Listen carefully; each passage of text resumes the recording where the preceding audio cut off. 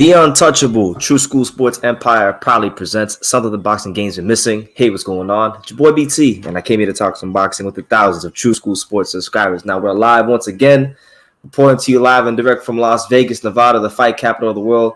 We know Pops is back home in South Florida. Pops, how you feeling? I'm feeling pretty good, True School.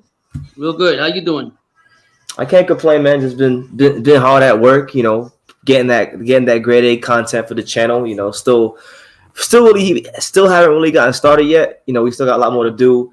Michael McKinson, Virgil Ortiz fight week is this week, so I'll be in LA on Friday evening, and then I'll be there for the fight on Saturday. So real busy. Yeah, I see that. So what's the news for the day? What's the news? So listen. We got a great live plan for you guys. If you're just tuning in, make sure you smash that like button. Make sure you leave a comment, interact with us, because we'll be here for the next 2 hours or so. I wanted to talk about, I promised myself, Pops, that I wouldn't get excited about Kayla Plant versus David Benavidez. I was trying to say, I was telling myself, man, fuck this fight. I'm sick of these guys. All they do is talk and run their mouths. But you know what? I got to be honest, man. They got me hooked. They got me hook, line, and sinker. I want to see this fight. So basically the whole premise and the whole main idea of this particular live is that David Benavidez versus Kayla Plant is the fight to make it 168, because it's been a fight that's been, it's been brewing for a while. It's been cooking for a long time in marination. I think it's marinated long enough. 2022 got to be the year of no excuses, no dishonor. I want to see this fight this year, and that's basically, I wanted to kind of talk about their whole little back and forth and why I want to see it, things like that. So let me see. We got a couple comments. So before I get into the live, before we get into getting into Benavidez and Plant, I want to take the time to acknowledge some people that have already commented. So shout out to my guy, first and foremost, a Box Talk 101. He says, that's the fight at 168. Absolutely. It's a great fight at 168. We want to see it, champ. It's going to be a great fight if it happens. But yeah, good to see you, Freddie. Hope you're doing good, champ. We got Dirty Reddy says, what's good, y'all? Pops and BT, the tag team champions of the world. Yes, the best tag team since the Dudley Boys, the best tag team since the Hardy Boys, the best tag team since the world's greatest tag teams, Charlie Haas and Shelton Benjamin. If you're a wrestling fan, you know what I'm talking about. Good to see you, champ. But let's get into it, Pops. Let's get into it. So Benavidez versus Plant, it's been marinating for a long time. In fact, look, Pops, it's been marinating so long. We even got a commercial. We even got a commercial for this fight 3 years ago. Look at this commercial for Plant versus Benavidez. Pops, watch this. This is one of the greatest offensive boxers in all of boxing right now. Respect. But you're also looking at one of the greatest defensive boxers in all of boxing. Respect. Say that, man. So this is a stylistic matchup that the people want to see, and it's coming to you. He wants to give it to you. I want to give it to you. But it don't happen overnight. I understand the man want me to get the IBF next. I have to wait my turn like everybody else. There's a season for everything. I understand that. I've been waiting patiently, but I want it. He know I want it. I wouldn't have hopped out at the press conference if I didn't want it. So just wait patiently. Be patient with this. We're trying. It's going to take a little bit of time. Can we get? So that was from years ago. That was like from 3-4 years ago, back in 2018. They were at a fight, and he's telling it right, Kayla Plant. He's one of the better defensive fighters in the sport. Benavidez is one of the better offensive fighters in the sport. It's a great style clash, and factor in Pops that both these guys, they have a lot to say. They both got a mouth on them, so that always helps the promotion. Of course it does. When you have two fighters like that, what I like about Kayla Plant, he didn't go on completely on Instagram and talk about it first. He actually met up, or whenever they met up, and to his face, and they're in there giving each other respect. Like I said, that was when Benavidez was actually a champion at the time. So yeah, it's great. That's fight and talk. So way back then, even when Kayla Plant was even thinking about this fight in the future. So shout out, and here we are. They're going back and forth right now. No, absolutely. Shout out to my guy out there. Go ahead, Pops. Go ahead. Yeah, I was actually looking at the box, Rick, and I don't know if you're gonna. I just want to tell you that they pretty much. I think Plant fought, in my opinion, he fought across. We know he already fought Canelo. He fought Canelo even though he lost, right? And then he also had a beat Uzukadi by UD, and then he also fought. I think it was I'm pretty sure if I get it right. I think he also fought. No, it wasn't him. Him. So he had two good fighters. He had Kelly Plant had Canelo, and he had the other guy I just told you about, Uzbekagi. Yeah, but then Benavidez had, they're not as talented, but he beat Angulo, and then he fought Dennis Douglas way back in the day. Mama's boy. Yeah, that was like one of his first. That was like one of his first big step fights. You know what? It's crazy, Pops. We'll get into it a little bit later on in the live, but I actually learned something. I actually learned something new about David Benavidez' resume that I'm going to share with you later. When I pull this card, all you Benavidez people out there, you gonna see. Wait till later in the show when I drop on you later on. Okay, good. So I think it'd be great. I like to see that fight. I think styles, whatever it's called, stylistically. I think Caleb Plant has a lot more quickness. He knows he has generalship around the ring. He knows how to move. And even though he got knocked the hell out by Canelo, he was having he had success as far as moving around and winning quickness. But again, I think I also will say that he got tired, or whatever the case may be. Benavidez is a young, hungry pup, big dog that I think he comes forward and everything. His movement is not as good as Caleb Plant, but I think if he catches him with something, it says a lot to say. And he's got a lot of pop on those punches. I'm looking at most of his fights. The majority was either KO or TKO. Yeah, he has a way of breaking fighters down. Now, my man Shakur, shout out to my guy Shakur out there in the UK. He says, David, listen, and he's coming out the box swinging. Shakur not pulling no punches. He's saying, David is a big fat, overrated pussy. He ducked Caleb, but how you guys doing? Hope all is good. Yeah, God bless. Look, we're going to get into the whole situation because there's a lot of things being said between both parties, but we're doing good. I know I'm doing well. Pops, how you doing? Yeah, pretty good. I'm feeling real good. Yep. That's it. Thank you. That's God it. bless. Shout out to my guy Andre. We see you guys here, but listen, let's get right into it. So we're gonna go to screen share because there's quite a lot to uncover and talk about. So right. This post right here, Pops. This is the post right here that prompted me to go live today about this. I didn't know what the hell I was gonna talk about today, but this was what prompted me to say, you know what? Let's go live about Plant. Let's talk about Plant. Let's talk about Benavidez. So I don't know if you guys can see this, if you understand what's going on in this picture, but this is a picture of So this is the original picture, all right? So Benavidez posted this picture originally, and it's picture of Benavidez sitting on the throne with a WBC belt. You got Canelo bowing down to him. You got Callum Smith bowing down to him. Caleb Plant bowing down to him. Caleb Plant just zoomed in on that shit, and he put what he thought really should be there. Big Macs, KFC, French fries, pizza. What do you make of this picture, Pops? I'm quite sure that it got Benavidez' blood flow going, and I think he's trying to get underneath Benavidez and literally get on him being a fat boy when he was young. So Caleb's trying everything in the book. Yeah, and listen, he's not having it, man. He said this is what he said. He said, this stupid fat ass David Double Burger Benavidez has us all bowing to him like we were scared that he was going to sit on us if we didn't.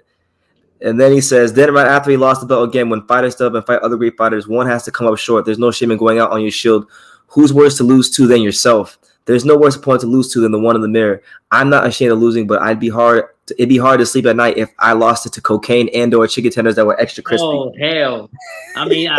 Caleb's coming out with the TKO. You know what I mean? Caleb Plant. Listen, I thought Caleb Plant would be a little bit humble after the Canelo fight. It's good to see that he's back to himself because this is the Caleb Plant that I want to see. I want to see the free smoke Caleb.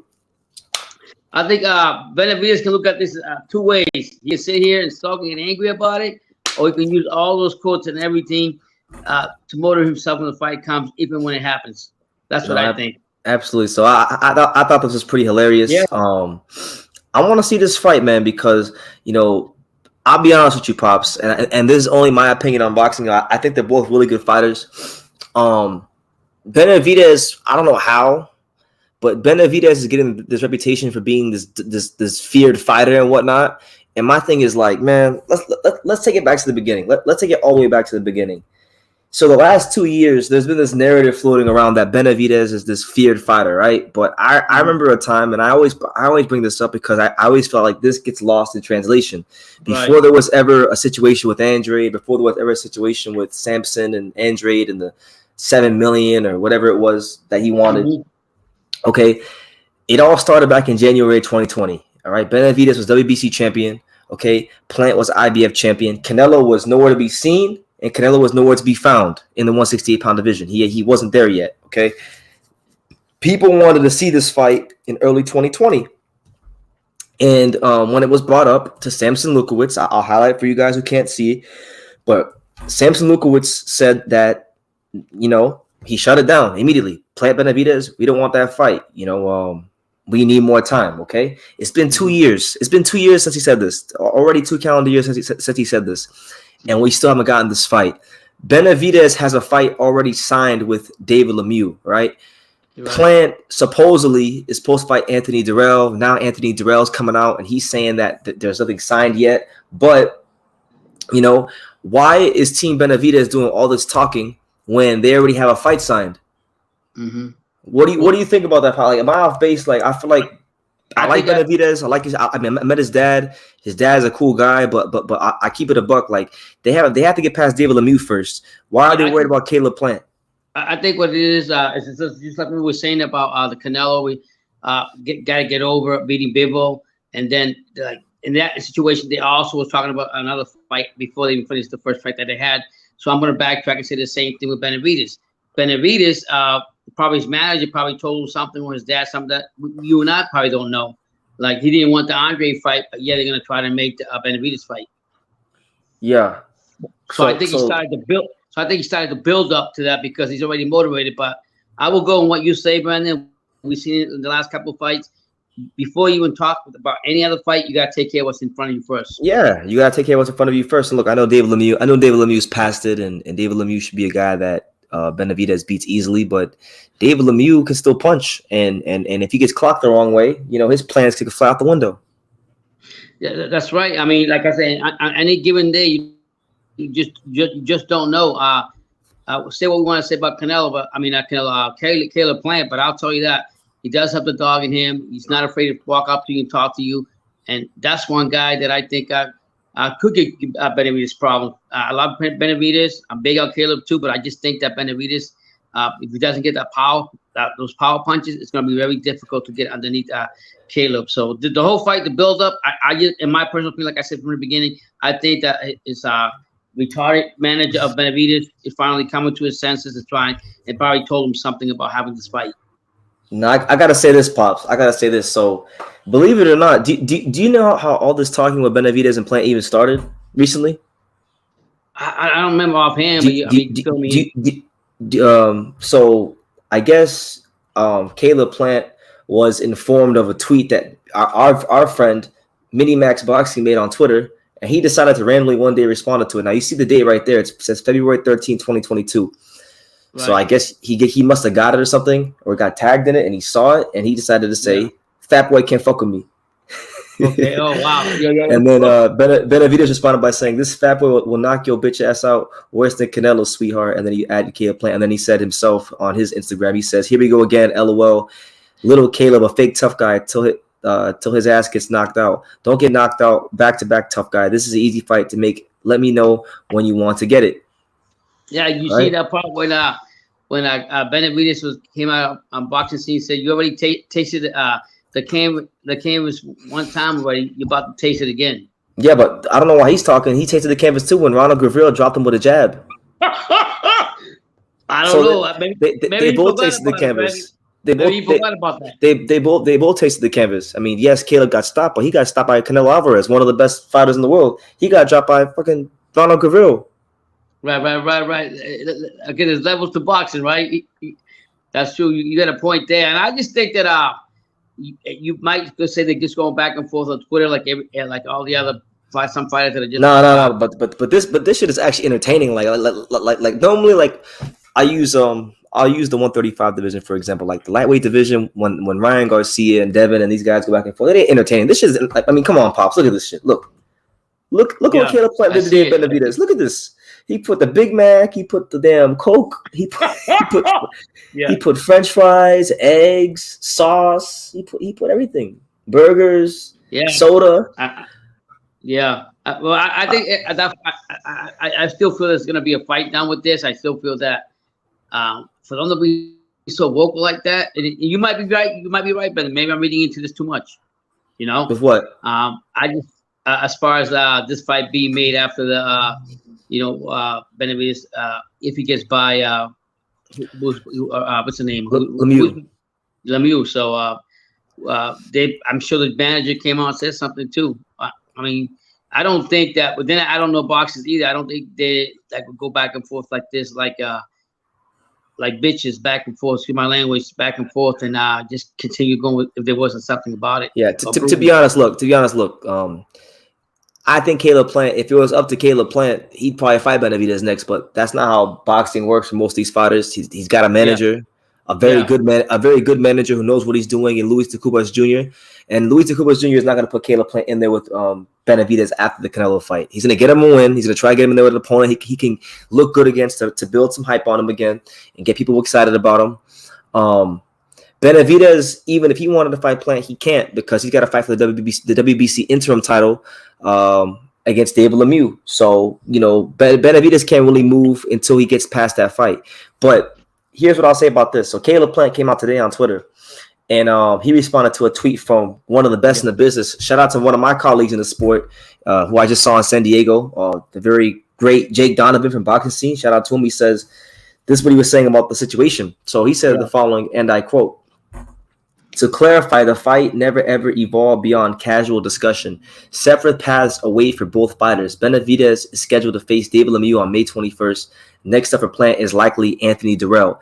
Intention is to have the winners meet later on this year." So the paths have already been set. Okay, right. We knew what the path was for Lemieux. Or for Benavidez with Lemieux on May 21st, because even if he can't get the Plant fight, by becoming WBC interim champion, that then positions him into either fighting for the vacant belt if Canelo vacates, or becoming Canelo's mandatory. So that's why he's going to go that route. Plant fighting Durrell is nothing more than just a fight that will get Caleb Plant a win and hopefully get people excited about him again. Also, Caleb Plant and Anthony Durrell don't like each other. They have a long history with each other. So that would be a good fight for him. But what's funny is, Potts, going to Durrell. Durrell's, I don't know if you can see it on the screen, but Durrell's saying right here, he said right here that nothing's been signed. He doesn't know who's telling people this, but don't listen to them. So we don't even know if that's – we don't even know, because he could just be saying that because it's not finalized, or he could actually tell them the truth. It's one of the two. Yeah, that's true. So I mean, whichever happens, if it's brewing for, like we just took out that comment that you were telling me about, that if they both take care of business, the fight could be at the end of the year. It's good. So, I think I'd rather see. As far as Caleb Plant, to me, no disrespect to Anthony Durrell, but I think Durrell for me is too old. And I think man, Durrell's coming off of a big knockout win against the. I seen that knockout. I seen that knockout, but I still say you can't just say he's too old. He's coming off a big knockout win. You can't just say that. He did, but I get that, but I still say so. I don't care. If he had one big flash with that fight, I don't think that's gonna do anything when he fights Caleb Plant. I think Caleb Plant has got a lot more to prove than Anthony Durrell, and it's just a tune-up fight. That's why I'm going to say. So I say no disrespect. It's a tune-up fight for Caleb Plant. Yeah, but look, when I see this, man, when I look at the whole Benavidez Plant situation, I really see it as like two things. I see it as number one, I feel like PBC has told them both to go ahead and start talking shit, because they're trying to check the temperature of what the boxing community and the boxing fans think about this fight still, because it's been 2 years, it's been marinating for a while. They want to see what kind of response it'll get. That's number one. Number two, especially from the Benavidez side of things, or from the Plant side of things, from both fighters' side of things, they both know they got fights signed. Like, Plant knows he's not fighting Benavidez next, and Benavidez knows he's not fighting Plant next. So all the shit talking is literally just out of boredom, and it's one of those old tactics in boxing where when one fighter has a fight signed, they start talking shit. Just because it's always been that way. When a lot of times fighters won't call each other out when they're free, but the minute they put pen to paper and sign these contracts, then they want to start talking, and then this then generates interest for future fights. It's been done that way for a long time, and that'll continue to the end of time. Right. Okay. So basically, like you're saying, it's just like a tactic just to see where everything's at, to measure what the public really wants from this. But I wouldn't mind seeing it, to be honest with you. I would like to see this, see how Caleb comes back, see how see Benavidez and Caleb go at it. That'd be nice. That'd be great. And the winner could fight Andre. That ain't happening. But anyway, I know. Jose Benavidez Sr., shout out to the OG. Jose Benavidez Sr. had a chance to meet him in San Diego. Very nice guy, but I got to tell the truth. So Jose Benavidez Jr. has been coming out, and he's been saying that Team Benavidez reached out to Team Plant and that Kayla Plant declined the fight with David Benavidez. Now, one thing, Pops, that I want boxing to start doing, because this happens way too much, is that a lot of times fighters will get offered bullshit, and then they'll turn it down, and then the people that offered it will say, well, he ducked us. Because, Pops, right? Technically, let's say me and you wanted to fight each other, right? Hello? Yeah, I'm listening. Okay. If me and you wanted to fight each other, I could have my team send your team an offer for $5, and you could turn it down, and then I could say you ducked me. But is that really a duck? No, the thing is that because the narrative is that we don't know behind the scenes how much they get offered. They never come out and actually say. That's what I'm saying. So that's what I'm saying. I would like boxing to get to a place of more like transparency, where we can discuss what was actually offered. Because it's nonsense, really, because a lot of fighters do get offered bullshit. Like, I have friends that are in the fight game, and sometimes they'll tell me certain things they get offered, and they'll throw out figures, and I said, they really offer you that much money? And they'll be like, yeah, they offer me that much money, and they'll turn it down because it's not a good offer. So I would like to see what exactly was offered. But Jose Benavidez Sr. is running with it. He's saying that they reached out the Plant for a fight in September, and they turned it down. And he said David is willing to make the best fights happen for the fans, but unfortunately the fighters who the fans want to see do not want to fight David Benavidez, which is not true, because as we've discussed many times here on True School Sports, we want to see Demetrius Andrade fight, and his manager, his people, they want a retirement check to fight Andrade. They want 33% of the U.S. economy to fight Demetrius Andrade. So I don't agree with that. And I'll say this too, Pops. I met Jose Benavidez. I interviewed him. Like I said, lovely guy. I got nothing bad to say about him. But when I asked him the question about going up to 175 and fighting Artur Beterbiev, who they were in position to fight, mind you, they were in position to fight Beterbiev, because when he missed weight one of those times, I can't remember for which fight, but when he missed weight, the WBC removed him from the 168 rankings, put him in the 175 rankings. We're basically going to gift him a WBC title shot at light heavyweight, and he didn't want to take the fight. Yeah. His team and him made the conscious decision to ask the WBC to get reinstated back in the 168 rankings and not fight Beterbiev, which to where if they would have beat Beterbiev and got the title, they would have put themselves very far ahead of where they're at now. Yeah. When I asked him about that, when I asked him about Beterbiev, he started talking about Badu Jack. The thing is, all teams, they all have their own. They all at one time or another have done the same thing. They point the finger to somebody else, or they say this team didn't do it, but then they don't look themselves in the mirror and say, hey, I did the same. What he's doing to me, I did this another fight that I turned down. So it's a narrative with all them teams. You can't really fucking believe what any of them say. They're all full of shit until the fight signed and deliver, like you say. Yeah. Now, funny enough, Pops, right? Like, going back to Benavidez, I wanted to put you and everybody else on game, because last night I was bored, and sometimes when I get bored, I just start watching random fights, right? I actually learned something about David Benavidez's career last night. So, Benavidez turned pro in 2013, right? And when he turned pro in 2013, in his, I don't know, what is it, like a 7th or 8th fight? In 2015, he fought a guy named Roland Williams, right? So this fight against Roland Williams was for the vacant NABF junior lightweight heavyweight title. So he actually Most people don't know this about Benavidez, but he's actually won a regional title at 175. Wow. And he did it. He did that 7 years ago. Right. So what do you think about that, Pops? He won't. Well, no, my bad. I'm tripping. Mm-hmm. It's at 168. I read it wrong. It was at 68. Okay. It was at 60. Okay. It was at 68. So I'm tripping. But he fought this dude Roland Williams at 168, right? In 2015. Roland Williams. Let me show you something, Pops. So this guy Roland Williams. Do you know what year this guy turned pro? No. What year do you think Roland Williams turned pro?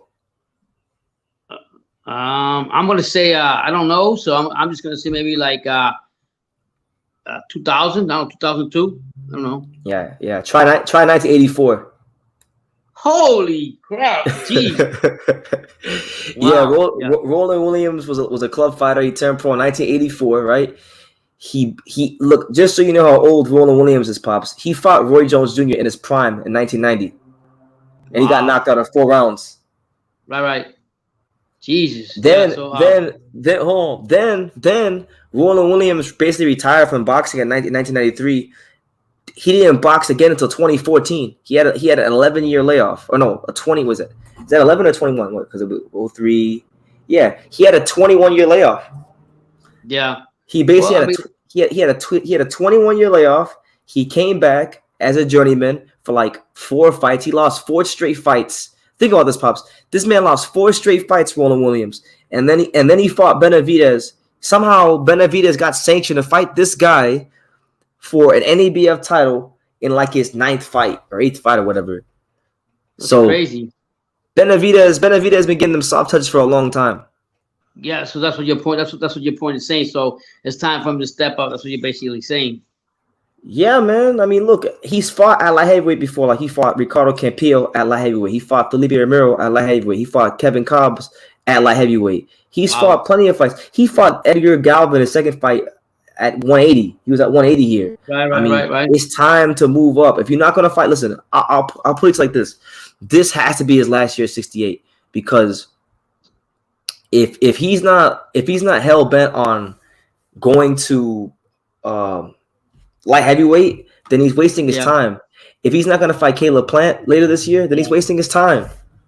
Well, I mean, I think people always say that Benavidez is a weight bully because people say that they expect him to move out of the 168 and go to your true weight, which is probably 175 by now. But then again, like his dad was saying in the interview, I think he said that eventually at some time they might move up there, right? But they got some business to take care of at 168. So basically, until somebody big don't fight Benavidez and he doesn't get an opportunity to get what he want to get or his belts, he's not going up to 175. Yeah. By the way, shout out to everybody here. It's your boy BT, Brendan Taylor, the untouchable True School Sports Empire with Pops, a man that really needs no introduction for he's known the world over. Right now, we're talking about Benavidez versus Plant, but I want to get to some comments. Shout out to everybody who's here. Make sure you smash the like button, super chat, all that good stuff. Shout out to my guy, Ben Adams. He says, I love you and Pops, but no one is beating Canelo. Well, this live ain't about Canelo, champ. He gotta worry about his fight on May 7th. Yeah, and shout out to him anyway. Shout out to Canelo. Antonio Carter, what's good, champ? What's good? Good to see you. What's going on? Philippians 4:13 says, BT never liked David. I did like David at one point. Where I started to kind of like not like David was around 2020 when I started to see conflicting things. He's talking about Caleb Plant to pussy out, put him in the hospital, but his manager's saying we need more time. And then the sad part is the fans that don't take the time to do the due diligence say that Caleb Plant's ducking David Benavidez when he just fought Canelo. When he's shown time and time again, he'll fight whoever he's got to fight. Benavidez is the guy fighting Roland Williams, who's like 50 years old in his 8th pro fight for the NABF title. David Benavidez is the one who got put in the 175 rankings and then asked to be reinstated into 168. David Benavidez and his manager can't seem to get along. When I interviewed his father myself, I tried to ask the questions I wanted to know and that fans wanted to know about his career. And the only thing that I took from our interview really was that there's a massive disconnect between what Benavidez wants to do and what Samson Lukowicz wants to do. Because what Samson Lukowicz wants to do and what Benavidez wants to do are two completely different things. But ultimately, what Benavidez wants to do doesn't really matter because Samson has the final say. Yeah, I think, but that's what I mean. So I get what you're saying with the resume he's got, but at the same token, if this guy Sam Lukowicz has been his manager for the whole time, I can't take that. I can't make Benavidez look like the bad one or the fall guy. I'd have to point the finger at the fucking manager because he's the one that doesn't want to make the fights that Benavidez wants. But at the same token, but at the same token, like you always tell me, it's not as easy like if I went to a job and punched in and I didn't like it, I can walk out. That's not how it is in boxing. He can't walk away from his manager like that. But I think I'm not gonna. What I like about Benavidez, I'm a big fan of Benavidez. To me, I still think he's a big dog. As a young dog, a Mexican, he's not afraid to fight anybody. But when you have that thorn on your ass, your manager not making the fights, then this is what you have on your resume because you chose that manager. That's it. Kevin Effect, shout out to my guy Kevin Effect, longtime viewer. He says, "Why does Samson want so much just to talk to Demetrius Andrade? This shit is crazy." You know why? Because he knows what's gonna happen. He wants that money because he knows what will happen if David Benavidez gets in there with Demetrius Andrade, and it's not gonna end well for Benavidez. He's gonna lose. That's why he wants all that money. All this talk about he doesn't bring nothing to the table, this, that, and the third. He's boring. This, that, and the third. That's bullshit. Okay. He knows that Benavidez don't got it to beat Demetrius Andrade. So does Canelo. So does Charlo. So does Munguia. Because if they believe in themselves, they would go ahead, shut the fuck up, and they would find a deal that works out for them, and they'd fight him. But no, we can't do that in boxing. Yeah, but I'm saying that's gonna be a lot more. Like I was telling you, the fighter. It's like me wanting a fight, and you're my manager, and you won't allow it. It don't matter if I call Hercules or King Kong or Godzilla. You're still not gonna let me fight him. So even though I'm calling him out, you're still gonna be the one holding me back to fight the top guys that I want to fight. But like you say in boxing, you can't just walk away from managers. No, because it's like boxing is a lot like the music industry and a lot of other industries. You know, there's legally binding contracts. So like, let's say some of these boxing contracts are crazy. Pops like, I know fighters. I'm not gonna name no names, but I know a lot of fighters. I know a couple fighters in particular. I had one fighter tell me that he had a contract to fight for a certain manager and promoter for like 7 to 8 fights, and that if he gets on TV, like they put these little clauses in contracts where like, okay, you'll sign for 7 or 8 fights, but then like if you get to TV or if you get in the rankings, then it automatically extends for another 3 to 4 fights. So it's almost like, wow. So it almost gets to a point where you could call it a slave contract, and it almost gets to a point where, as a fighter, you might want to actually lose because it's the only you losing and getting fucked up is the only way out the contract. Yeah, it's basically like what you say with a catch-22. You're damn if you do. If you're damn if you do. If you become a free agent, then you're still stuck with whatever. So it's either way. It's like a no-win situation. You have the fighter that's got the manager that's holding up the fights, but you need the manager to domino effect get you where you want to get at. And then if you become a free agent, there are a lot of managers in that blackmailing you, what it's called blackballing you, because you can't get the fights because you don't have a promoter or manager. It's a catch-22. You can't win for trying, and you can't if you do, whatever. No, you can't.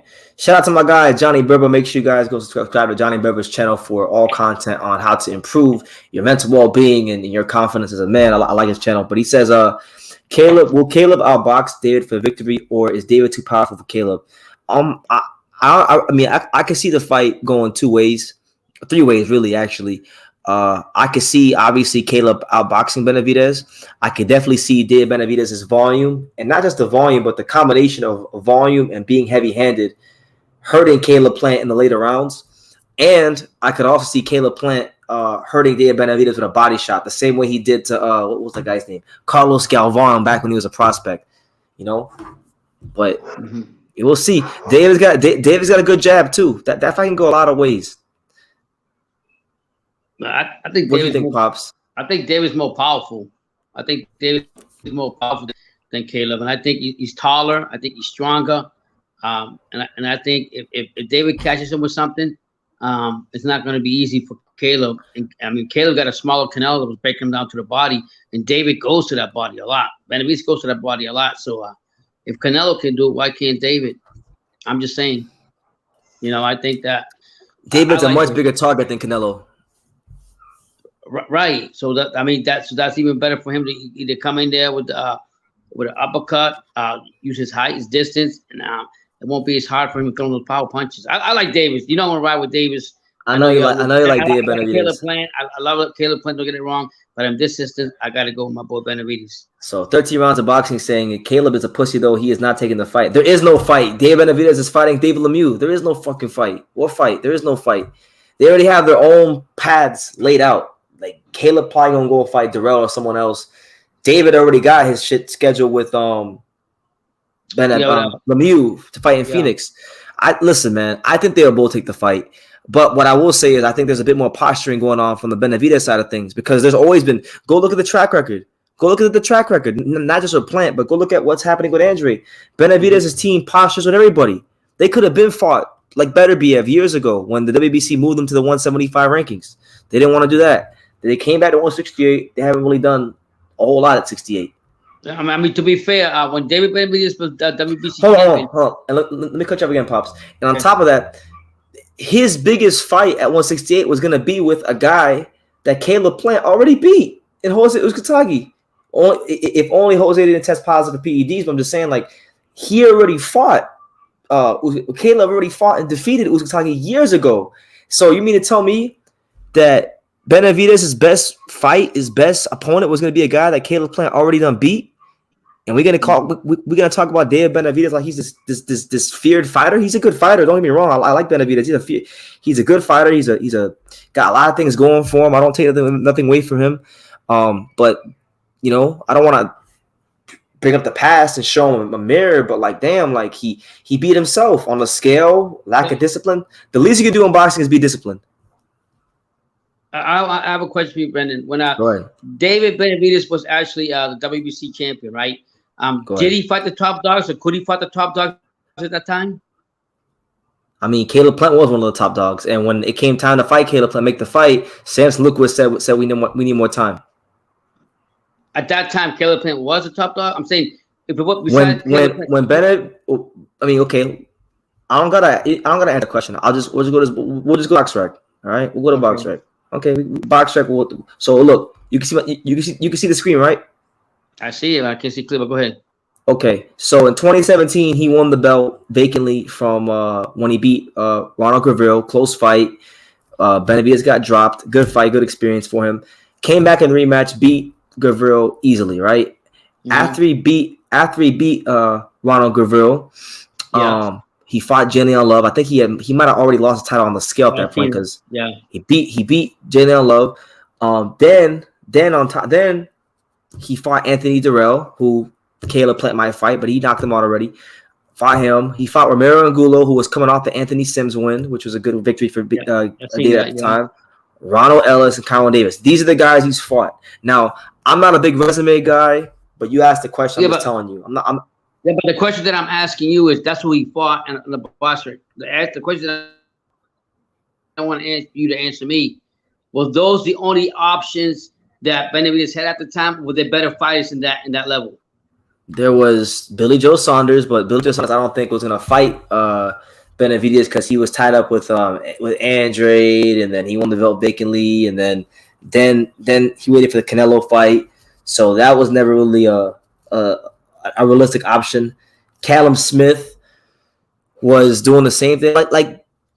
No, I mean there was options out there for him, but the most realistic option was Caleb Plant, and it didn't happen because of Samson. Now, if he wanted to be proactive, if his team and him would have been proactive at the time when the WBC took David Benavidez and they moved him up to 175, and they were literally gifting him a title shot. Like they literally said, "Okay, you can't make 175.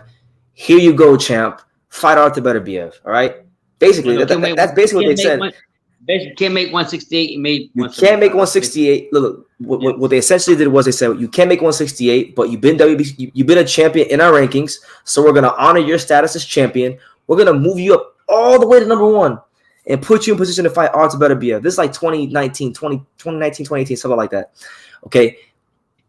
Did he try to explore a future at light heavyweight? No. He said, no, fuck that. Point back in the rankings of 168. And since then, hold on, about the screen share. Since that happened, all Benavidez has done has fight Darrell and Angulo and Ronald Ellis and Kyron Davis. And these just like solid contender guys, solid contenders, faded veterans, you know.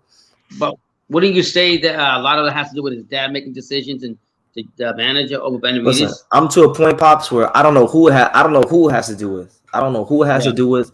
Personally, I don't care. Just do what's best for that kid's career. What I will also say is this, and I'll say this and then I'll get to the comments. So basically, I can't remember the year, but I think it was like maybe 2018 or 2019. David Benavidez was actually exploring going to Top Rank. Like that. Yeah, they did say that.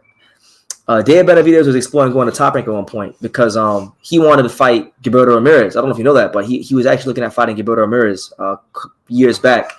Mm-hmm. And since that happened, all of a sudden he can't get fights within the PBC, big fights within the PBC. Now I'm not saying nothing, but I'm just saying like that would have worked out better for him. I feel like if he would have actually made that move when Zoro was champion at 175 fought him in like 2018 or whatever it was, 2018. That would have been great because then look, if you think about the light heavyweights now, right, Pops? If you think who does Top Rank have at light heavyweight? They have like guys like Joe Smith. They got Beterbiev. Yeah. They had all kinds of guys for Benavidez. They had all kinds of bodies for him. I think he's done himself, or his team and himself have done themselves a disservice by staying at 168 for so long and not trying to go to 175 and fight Zoro or them guys or Beterbiev. Because if he would have fought one of them guys, he'd be great. Okay, but do you think? Okay, do you think he's out of fear that he want to go 175, or because I don't feel that with Benavidez. I think Benavidez will fight anybody. I think it's more the background. I think it's his father, and I think it's the manager. I don't think Benavidez will fight. He will fight anybody. He's just beyond his control. Because you think about it, we hear a lot of fighters get in there and they get before they get any fights, the manager or the promoter comes out with 3 different Mickey Mouse, A, B, C, D, E, pick your fighter. If there's only three of those fighters and they're all more or less the same level, and then on the big level, what choice does Benavidez got to make? So I don't think it's Benavidez. I think I will still believe it's a dog. Dad, I'm to a point where I don't care. Like I'm just telling you. Yeah, I know. The reason why I have a hard time not caring about that whole situation is because despite all that's going on, and Benavidez is not an idiot. He knows that like there's a disconnect between him and his manager. He's still running his mouth talking about these guys are pussies and don't want to fight him. Like that's why I draw the line. Like if he was honest and he was like, you know what, there's just some things in my career in the background that aren't going in my favor, then I would say, you know what, okay. He's not doing that. He's saying Caleb Plant's fucking afraid of him, but Caleb Plant just fought Canelo Alvarez in the damn MGM Grand. Okay, but then at the same time, okay, we can go back and forth because we'll go back and forth. But go ahead and get let's get to some comments, man. All right, so let me see. This is from Johnny Breba, and it's directed towards you, Pops. He says, "What do you think of the Lee Wood versus Michael Conlan fight?" Oh man, I cannot believe that Lee Wood pulled that out and did. I mean, that just tells you, like Muhammad, he said, you need to get back up and you show your true grit, and you did it. Mike Conlan really disappointed me because I thought he had the fight won. I mean, I was going for Lee Wood, but I thought he had the fight won, and then my son was telling me because my connection went that bad that he was like fading with his swing stuff, and all of a sudden, boom. So I gotta give Lee Wood his flowers. I gotta give him his flowers. He caught Mike Conlan when he caught him, and that's it. So shout out to Lee Wood. Mike McCollum needs to understand that like my son says all the time, fighters need to know how to pace himself and how to use that. Maybe that's what happened because he looked good for the first few rounds. Yeah, no, it was a good fight, man. Lee Wood, you gotta give it to him. He ain't the most skilled. He's not gonna be on no pound for pound list, nothing like that. But the guy, when shit gets hot in there, he knows how to behave like a fighter, and he knows how to finish the job. I mean, he's the last 2 fights, he stopped Zhu Can and he stopped Michael Conlan, two prominent names in the featherweight division. So, credit to him. He's winning these fights in spite of boxer size Ben Davison, and his lack of tactics. Mm-hmm. Yeah, so I mean, hey, what I will say, speaking of Ben Davison, what I will say is this too, man. I don't know what's going on in the UK, but if you go back and you watch the fight, because I did go back and rewatch it, Ben Davison is like leaning into the ring during the fight, yelling instructions at Lee Wood. And you can't do that here in America. Wow. Like he's literally damn near in the ring, leaning in. Yes, you can't do that. Oh, he wasn't like, remember the fight before that with we watched it with the zone fighter, what's his name? That was staying in the corner the whole time with David Caldwell. He was shouting instructions, but he wasn't against the ropes. They won the championship. I'm talking about I'm talking about like he's literally like not standing on the ropes, but like he's like he's on the floor, but he's leaning in. Like you can literally see Ben Davis, his forearms are in the ring. He's yelling instructions at Lee Wood while he's in the ring. I'm like, damn. Wow. That wouldn't happen in the U.S. with the rules? That never happens in the U.S. I mean, I'm not going to say it never happens, but I remember it's just a lot harder to do. So it's just something I noticed. I'm not hating. I'm just pointing, making an observation. My man, Creme de la Creme, he says, what do you think of boxing organizations creating all these different types of titles? It's just a way to cause confusion, and it's just a way to, dilute and manipulate the outcomes and fights they want to happen in boxing. What do you think, Pops? Yeah, I think all these, honestly, I just wish it was back to all these belts. To me, it's a freaking mass confusion, and excuse my language, a big clusterfuck, if you ask me. Yeah, talk to him, Pops. Let him know how you really feel. Yeah, because if you had the regular title, one fucking title, WBC, WBA, WBO, IBF, IBO. You want to have all this fucking confusion with interim, the pink belt, the Messiah belt, whatever belt. Fuck all that shit. That's confusion. Bring it back to back in the days. One fucking belt, one true champion. That's it. Woo! What they put in your coffee, Pops? I'm just chilling, man. I'm relaxing. Chilling. Yeah, to me, it's just a lot of confusion. I mean, I will say this. I'm glad that finally, I think it was shout out to the WBO that got rid of all the belts. The WBA, the WBA. So shout out to them. That's one step. At least we get into that because it's just a mass confusion. Fight the best. Whoever calls y'all, if you're the best, fight everybody. That's it. Forget I got this pink belt. I got the green one. I got the red one. Get in the fight. Johnny says, I love it, Pops. He's on that strong coffee. Yeah, man. I might have to clip that one out. That's got to be saved. That was too good.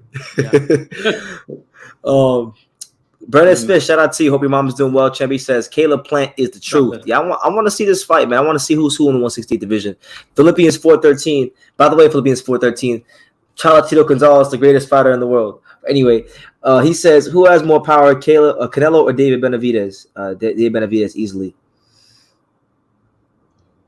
Yeah, I wouldn't say easily. I would say he has slightly more power. I think David. I mean, we know what Canelo can do. You know who's more accurate though, right? Accuracy matters more than power. You know who's more accurate, right? Yeah, but Canelo. Yeah, but this guy right here, you ain't knocking him down that quick. Yeah, he got knocked down in the past that quick. If we can ever get that fight to happen, I would just be delighted because I'm sick of people gassing up Benavidez. Like Benavidez is just killing. Like, bro, put him into a Canelo. Let Canelo fold him up with a body shot and let's call it a day. Doing everything, but Canelo's not going to be Benavidez. Me and you are going to go on this for the rest until it ever happens. Benavidez is not freaking. Benavidez is going to be Canelo. At what? Boxing? Yeah. Maybe like in the ESBC video game or fight night, he ain't beating no fucking boxing. If I got a cheat, yeah. Shout out to my guy Joe. He says Benavidez would get slept by Beterbiev, and that's why I'm gonna have to eventually cut the clip out and put it in the StreamYard. But that's why when I asked Jose Benavidez Sr., I said, hey man, this happened with the WBC. You guys were in position to fight Beterbiev.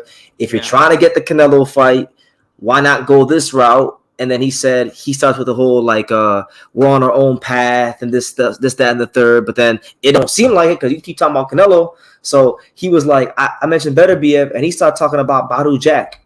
I'm like, what? How you go from Beterbiev to Badou Jack? Because basically, it's just what Joe 56 1984 say. Benavidez will get slept by Beterbiev. So he didn't want to hear that because Dad knows better. Mm. Yes. Ben Adams says AJ versus Wilder as Usyk is busy. Do you agree, man? That's a great fight. There's no fight in the heavyweight division between guys that don't have belts that's bigger than that fight. That's one of the top fights in the heavyweight division of this era that needs to happen. I don't want to hear no ifs, ands, or buts about it. We need Joshua versus Wilder. There was too much talk and negotiating and posturing and ducking and avoiding, and we just want to see that fight at some point. Yeah, I think it'd be great because like you said, it's like having a plate that you've been craving before you go see your grandma for the longest time. It's been years and years, and you can't wait to go home and taste that plate grandma made you. the same thing with that fight. Yeah, we want to see that fight. Jose R. shout out to him. He says, for every Canelo fan that says Andrea Benavidez got dropped, I always respond to them at least and say they ain't had a draw against a cab driver. That's true. You know, Canelo had some draw. He had some draws and some split decisions early on in his career with some, you know, as you stated, cab drivers. So it is what it is. I want to see I would like to see. You know, I don't want to get too much into it, but you guys know that the fight. If BT had it his way, we know who Canelo will be fighting next. Mm-hmm. Will Kayla be better for having the Canelo fight going into the David Benavidez fight, BT? I would be. I mean, I don't know how you don't get better from a fight like that. You went, what was it, 11 rounds with one of the top pound fighters in the world. You took a good amount of rounds off of him. I still think there were some things Kayla could have did better in the fight, but you know, being that he had such little experience, I thought he performed very well. I don't see how he doesn't how that doesn't put him at another level. Because now he knows what it takes to be at that level. Yeah, I respect the Kayla. I know he learned something about that level. But one thing I want to let him know that I didn't fucking like when he's talking to Ben in the middle of the fight, talking to Canelo across the board. Like, yeah, buddy, good fight, whatever the fuck. Well, he's still fighting, so he better not do that with a real killer, because a real killer's not going to talk to you. He's going to fuck you right up. Who's the real? That's one reason I got a little respect for Kayla Plant. And I'm with you. If I get into a fight with anybody, with you, BT, on the hood, you think I'm gonna say, hey, you want to go for a drink after you not? No, absolutely not. No, like, and I'm 100% with you, Pops. But who's this killer you're talking about? What do you mean, which killer? I'm just saying, if there's a big fighter that can go in there and I'll Benavidez fight Caleb, I'm taking Benavidez. But what I'm saying is, at the end of the boy, this comment right here is why I'm not so sold on Benavidez beating Caleb Plant. What I'm saying, I have my questions about Plant, but I have my questions about Benavidez too. But think about the only thing I lost respect for Plant, and this is why I don't feel the same way as much as I did. I do like him a lot, I'm a fan. It's when you sit there in the middle of the ring and you're having a conversation with the face of boxing. You just as bad as fucking Kovalev talking there and having a conversation. Gee, I'm gonna have coffee and everything. Oh man, that's how I know you feel the type of way about it, because you said it reminds you of Kovalev. Yeah, I just speaking of Kovalev, you excited? Go ahead. Yeah, I mean, it was actually I seen it and you showed it to me about Caleb having a conversation. Who does that? Who the fuck has a conversation with the face of boxing? You're going to have a type of, and you want to have cupcakes and ice cream. Anyway, go ahead. Under a microscope says, I'd argue that Triple G has more power than David Benavidez. Oh wow. As far as one punch power, I agree. Benavidez has a unique type of power, because Benavidez has the type of power where he doesn't have one punch power, but he's definitely not feather fisted. He has a cumulative, like, heavy handed power to where he's not gonna get you out of there in one shot. But as he's throwing them with volume, the punches that he's throwing with volume are still really, really hard, and they add up very quickly if you allow him to land. So as far as one punch power, I agree. As to whose power is more devastating, I mean, that's up for interpretation. But you know what, Triple G can still punch. I was just rewatching. I was hanging out with my boy and my colleague in the sport box, my boy Sean Tatel from Fight Hype. Shout out to my boy Sean. Yeah. We were watching a bunch of fights yesterday, and at his house. And one fight we watched was Golovkin versus Steve Rolls, and seeing what Golovkin did, because he's a lot older, he's not in his prime anymore in that fight. And I know Steve Rolls isn't no great fighter, but the way he knocked him out, he knocked out Steve Rolls out of the southpaw stance, and it was a one punch. It was one punch knockout with his left hand, not his right, but his left, out the southpaw stance, shifting into the southpaw stance. So you're not far, in my opinion, you're not far off base. Do you think that? Do you think to this day? I probably not what you said. GG lost his power. He didn't look good for me. No. He hasn't lost. He's lost a lot of things, but not his power. He's lost his hunger. Maybe he's lost that ambition to be great. But one thing he hasn't lost is his power. I mean, one thing I was watching one of my boys. Like he's always on here to Johnny Combat Boxing, and I go follow him. You guys, he was having he feels a lot of channels just not throwing flowers to GG. What he's been doing, what he's gonna do now at the age of 37. What is he doing now at the age of 37? Or he's gonna if he beats Murat, isn't he gonna unify or something at 137? Yeah, he's gonna unify against the weakest and most inactive champion in the entire weight class. That's what he's gonna do. Okay. But I want to talk about that for a little bit because I've heard Johnny Boy say try to gas up the Murata fight. I've heard Mini Max try to gas up the Murata fight because they're selling it as like he's going into enemy territory and he's trying to unify the division, which is true. He is doing that. But what they always fail to mention, what Johnny Boy and Mini Max and the Golovkin apologists always fail to mention is that he's doing that, but he's doing it against a guy who hasn't fought since December of 2019.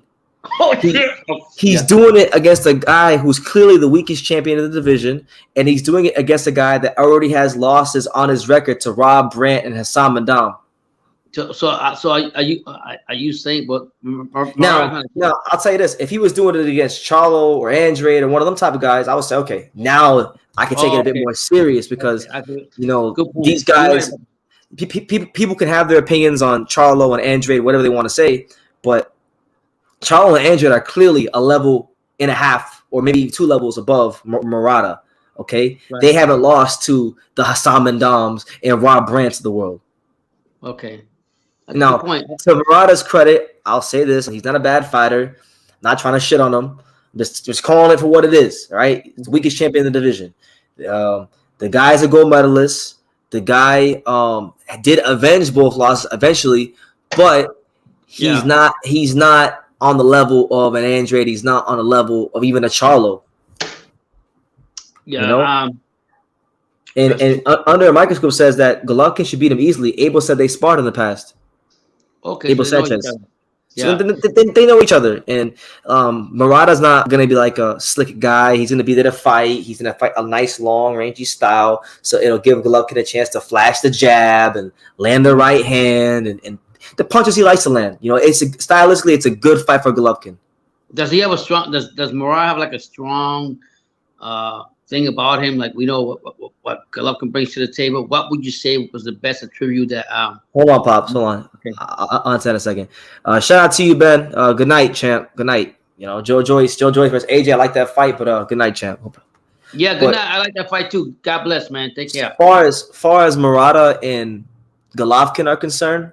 Yeah, I was saying what best attribute does Murata bring to the table? He has a good one too. Okay. That's about it. I mean, he's got a good one too. Got the kind of he's got the kind of skills you would expect from a guy who has a well decorated amateur. But where he loses a lot of fights is I think he lacks that dog. He lacks sometimes.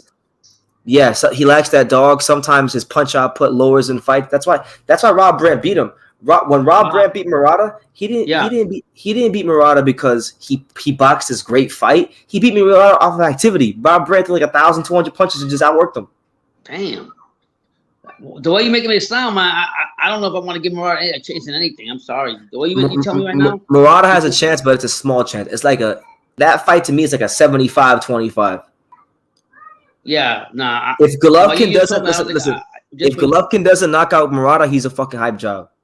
That's the way I look at that fight. You wouldn't say if Golovkin don't knock out Murata, then Golovkin ain't who I thought he was. And he's past it. He's really past it. He can't knock out Murata. Right. Murata's already been knocked out. Yeah. If I'm not mistaken, I think Murata got knocked out against Hassan Mandam. He's a lot younger than Gigi, right? No, he's old. He's an older guy too, because he had a long career then turned pro. Okay. So I mean that I'm very intrigued about that fight because I'm intrigued about it because Murata has a chance to stop Canelo versus Golovkin 3. If Murata beats Golovkin, I'll love him forever. Just off the simple fact that he's stopping Canelo Golovkin 3. Yeah, but I'm wrong. Pops, I'm wrong. He didn't get knocked out against Samadam. He lost a split decision, and then he came back and stopped him in the 7th round of the rematch. And then he lost to Rob Brandt pretty clearly, by the way.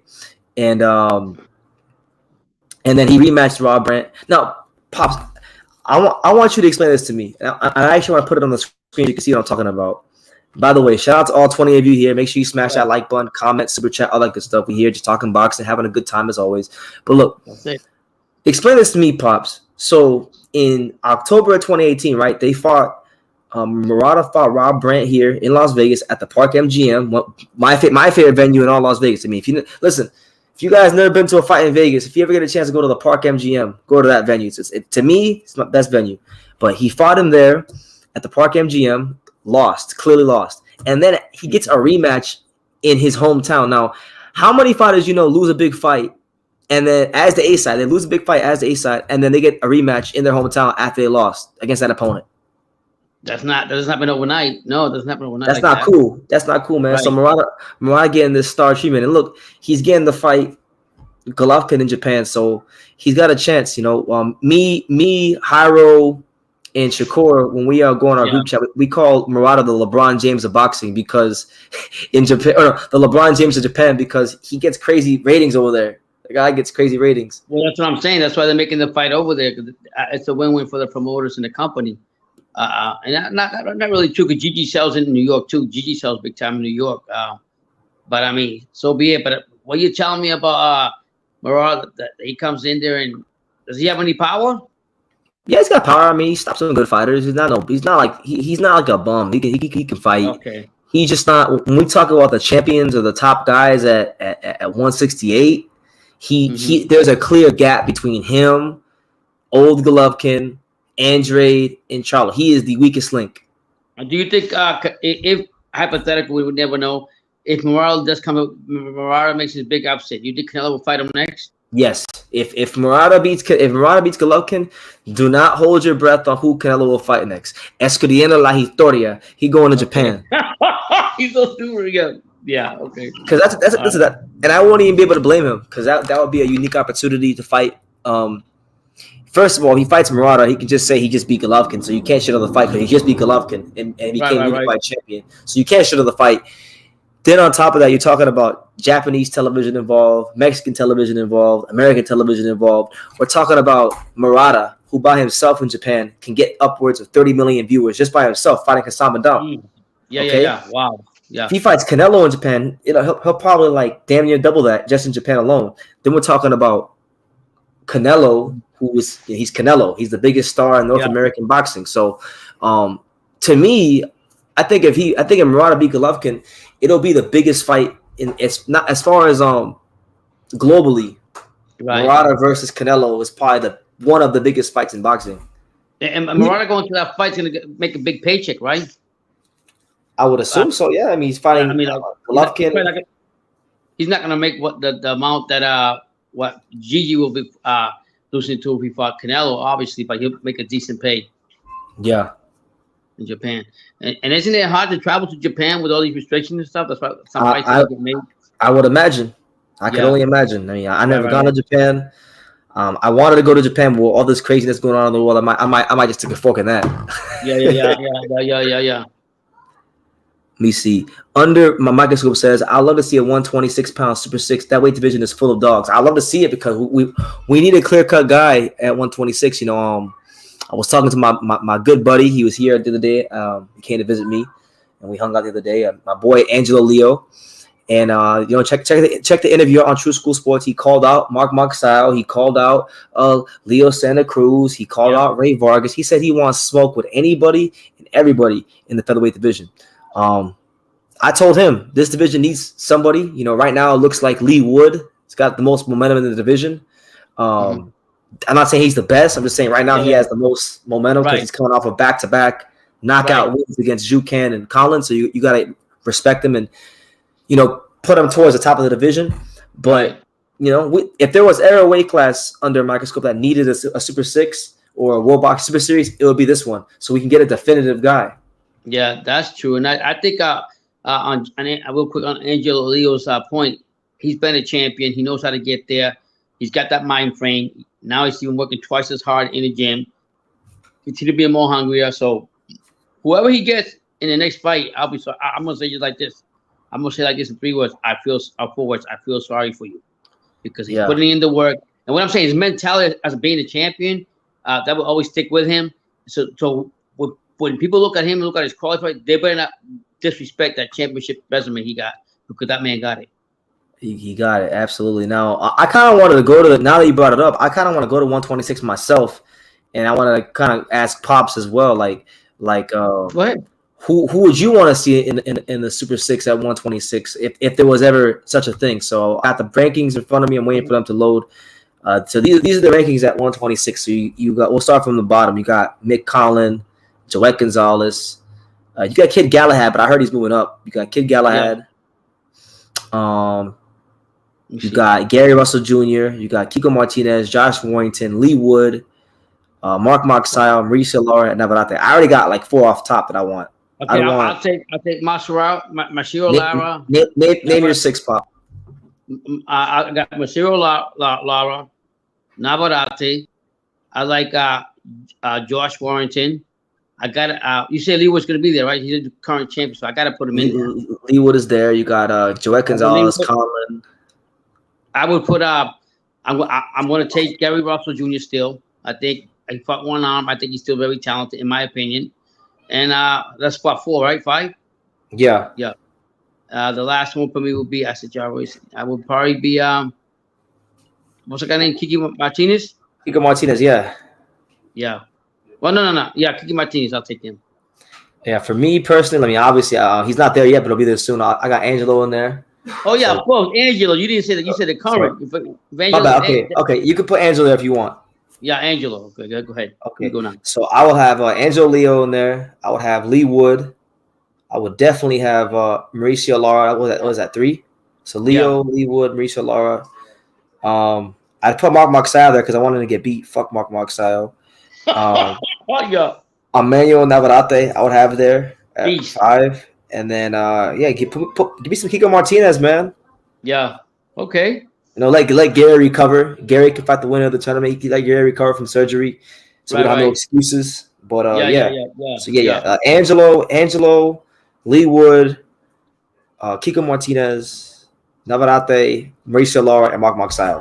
That'll be my 6. Yeah, I mean, I think Navarrete to me, the 1 and 2 for me. Hold on, Pops. Hold on a second, Johnny. Come over here, cause Johnny wants to chime in. He's chiming in the background about this. Okay. Oh, he's busy, but he said he wanted to see Kiko Martinez in there. Yeah, of course, that's what I picked. Yeah, I think out of all of them, I think Lara, and Navarrete. If Leo comes in there, Leo's in the mix. Those are he's in the mix for sure. Yeah. Let me see. Aaron Calderon says Emmanuel Navarrete. Yeah, absolutely. Beach. You know, Johnny Berba, he's on the Bronco Lara hype train. He says he wants Mauricio Lara because he's a beast, and he'd love to see Lee Wood versus Mauricio Lara might be the best fight in boxing. Right, but the way those two are fighting right now. You think so? As far as like the styles, Yeah. That would be something. I don't think that fight would go past 7 rounds. No, I think Lara. Warrington is spirited and fair, and he gonna drop him once, and he gonna win. I think Lara would destroy him. Who's making this decision? Kiko Martinez.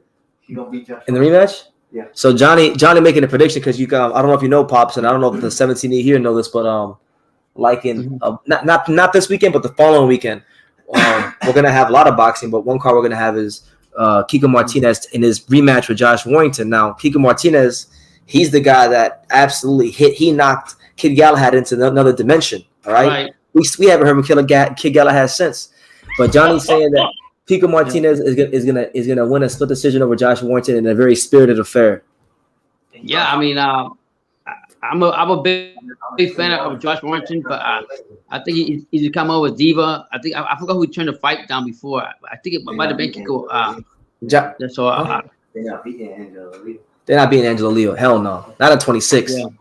No. Not at 26. They better not sleep on him and pick. Leo better not pick him right off the bat. I think, he just did.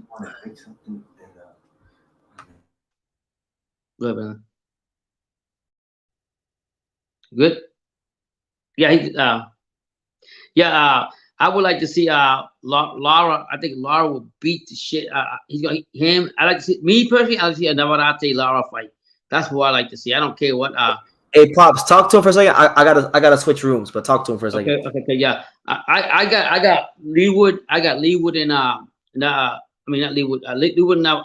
I want Lee Wood could not he won those last 2 fights with knockouts, but to me, I do not think that he's going to be holding a belt too long if he fights Lara or even Navarrete, to be honest. And if Angel Leo comes down, that I like Josh Warrington, but I think he's become sort of a diva.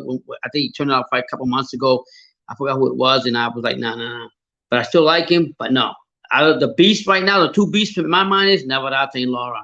No questions about it, regardless of what comes up there.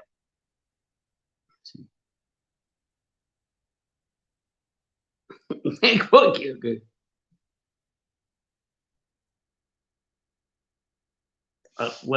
BTB back here, Jesus. To clean out, you say to clean out 160. I forgot who's down there right now. I have to go check, but I don't have a computer. But yeah. So and that 126, that's gonna heat up. I think somebody else was asked a question earlier about. Let me see. What's up? I like the part over here. Somebody asked about the Donaire and the rematch with Inoue and Donaire. That's gonna be a great fight. I think Inoue. I would have to go with Inoue. Donaire is a beast at the age that he's fighting, the level he's still fighting, and he still got that strength and that punch, the KO punch. So don't sleep on him. But if there was to fight, there was one guy here that brought it up, and I don't think BT's seen it. I think that'd be a great fight, to be honest with you. Let me see. See over here. Hold on. I don't see it. I don't see it. Yeah, Suzanne, you were talking about Blair Cobbs. I love Blair Cobbs. You know why I like Blair Cobbs? Because he brings excitement to boxing. He talks a lot of shit like everybody else, but he's not afraid to walk up into anybody and let them know what time it is. He's from Philly, so if you know you're from Philly, you know what time it is. I was watching some of his comments that he was saying earlier. He was talking about Boots Ennis and how he walked up to him, and Boots Ennis didn't even look at him at all. Didn't even say nothing. Didn't give him that strong I look. So for me, Boots Ennis, the way Blake Cup says he gained his respect. And then he said the good point that I like about Blake Cup when he came out and said I like a fighter that's being tested. And right now, I mean, he hasn't been tested. He hasn't been tested enough for you guys to say how great he really is. Everybody got him on a hype train saying Boots Ennis. I'm talking about that applies to Virgil too. Don't just say it's Boots Ennis. It applies to Virgil too. Yeah, but I mean he's that's fine. But I'm saying Boots Ennis when Fate walked up to when Cobb walked up to Boots Ennis, he didn't even look at him or anything. And and it applies to Virgil Ortiz too. Basically what Cobb was saying was like, you know what? You don't know how good a fighter is until he's been tested. I've been tested with some of the best fighters, so we don't know what really Boots is about until he gets in this ring and do what he's supposed to do. So, and I totally agree with that. I like that fight. I know he's just doing it to get the the attention and whatever, blah blah blah blah. But I like his energy. Well, hell, it's working. It's working. I'm going. Listen, I'm gonna be in LA for that fight. I leave for LA Friday evening. I'll be there Friday evening. Fight is Saturday. I'm kind of more excited to see Blair Cobbs than I am McKinson and Virgil. Yeah. So what he's doing is working. Yeah. Then he was saying that I guess Alex Arocha lost to talented Rashida Alice. So he said, imagine when I get in the ring with him. So he's saying what he's supposed to say. And he told him keep that same energy. I guess Boots Ennis came out and say he's still a low level, not lower level, but he didn't give. I guess whatever how he said it, he didn't give enough respect. He did not give enough. Listen, I like Boots, but Boots is in no position to be talking about guys he's fighting his lower level. Like motherfucker fought Armando Alvarez from Homestead. He's fighting these C-class fighters from Homestead. He beat Thomas Stewart. Who? Boots. He fought this dude named Armando Alvarez who's from Homestead. Are you serious? Oh, that's crazy. Yeah, school the hell out of him. I want to hear about it. You guys lower level. Fight the guy. Pops. This guy right here asks Pops, how well would Andre do at 175 if he ever went? I think you already seen 160, 168. People avoiding him. So keep that same energy at 175. I think a lot of fighters go up there that are currently up here, move up there. They're gonna have problems with him. I know that 175 is a lot bigger guys. I know they got Biggie Rib. They got they got Bivol, Joe Smith. Bivol. Yeah, they got Smith and that. So it'll be tough for him. But you know what? Everybody running away from him. So I'm not gonna say nothing. Steps up to 175 if he ever goes there. I don't think he's ever gonna go there. But if he does, it'll be challenging for the other guys there too. Shout out to my guy back home in South Florida, my barber, Yoasis. He says, "What's going on, man? Who's your top 5 favorite fighters? Or who your top, not favorite, but who's your top 5 fighters right now? I guess he's asking like pound for pound. Who's your top 5 best? Pound for pound, my favorite fighters, my top. Not even favorite fighters. I get the top 5 best because he said top 5. So I'm gonna assume it's best. Okay, I like Nevarate. I'm big on Nevarate. Wait, pound for pound? He's not pound for pound. You said pound. Who's your top favorite 5 fighters right now?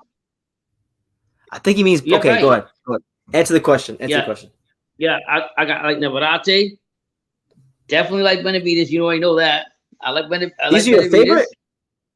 Not my favorite. It's the guys that I like right now. What I like right now.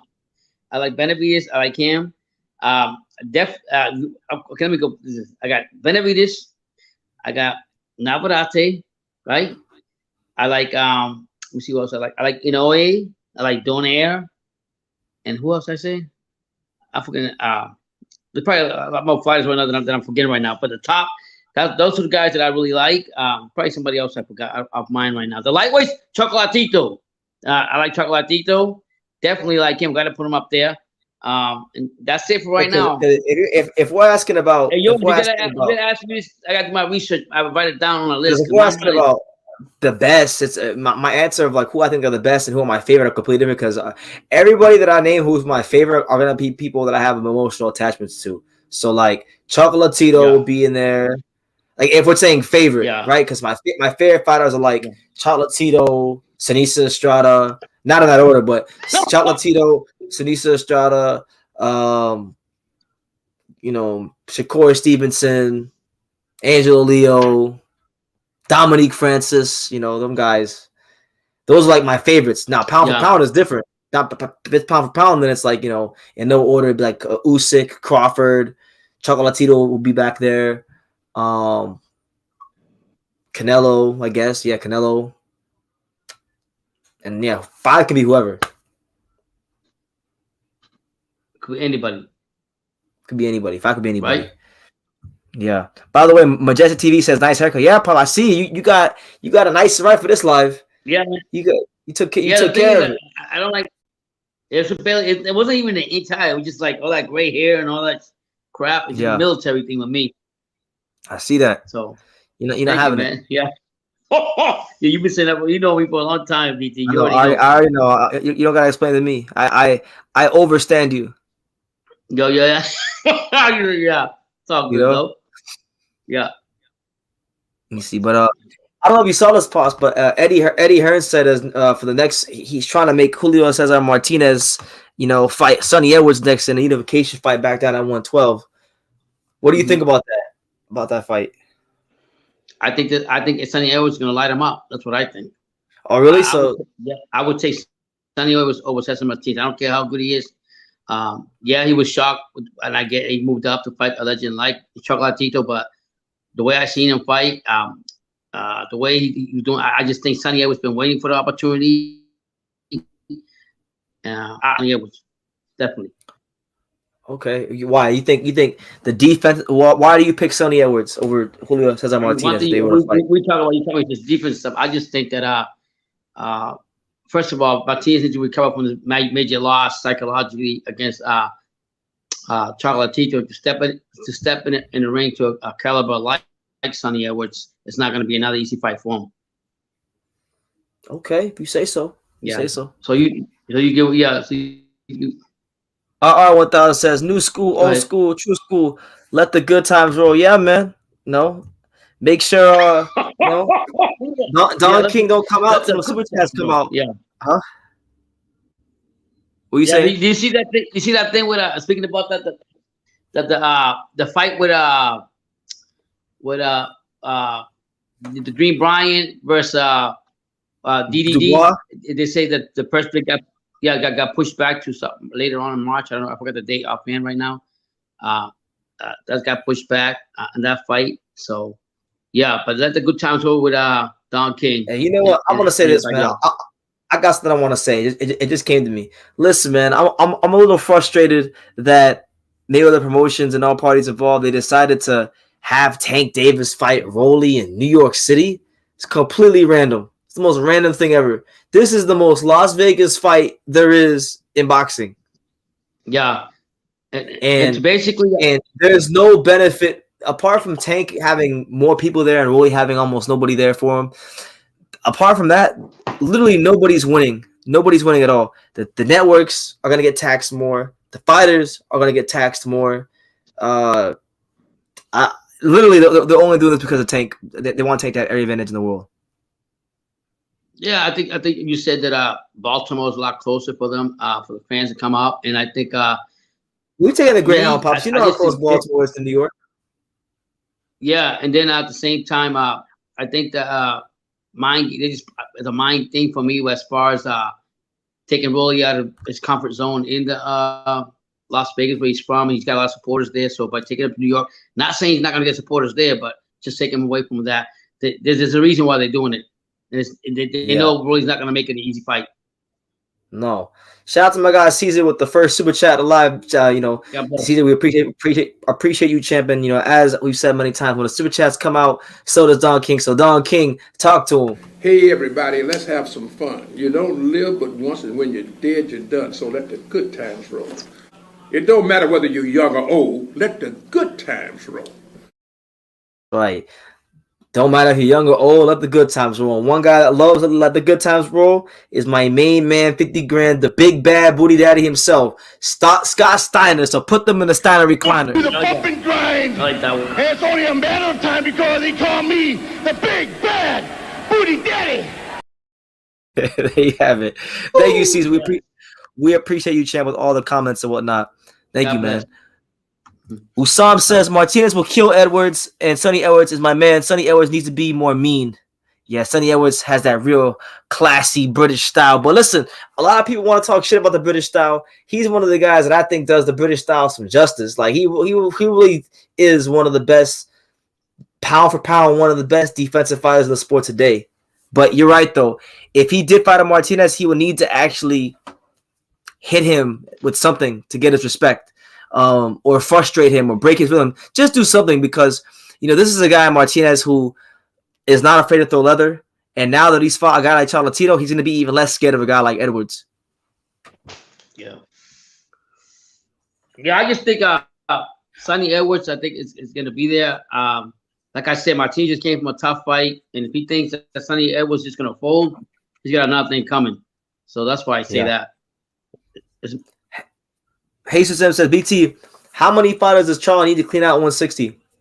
Well, not just Charlo, but for anybody to clean out 160, you would first have to collect all the belts, which seems to be impossible due to the fact that Demetrius Andrade, for the time being, still holds a part of the belt, and nobody wants to fight Demetrius Andrade. So until the WBO situation clears up, nobody can clean out 160. But he will need to beat Andrade, Golovkin, or the winner of Golovkin Murata, Andrade, Munguia, beat him, beat Johnny Beck.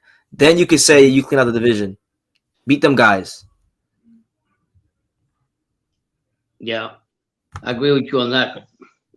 Yeah, I think you had me earlier, and I didn't know what to say. How would I grade the Virgil Ortiz card?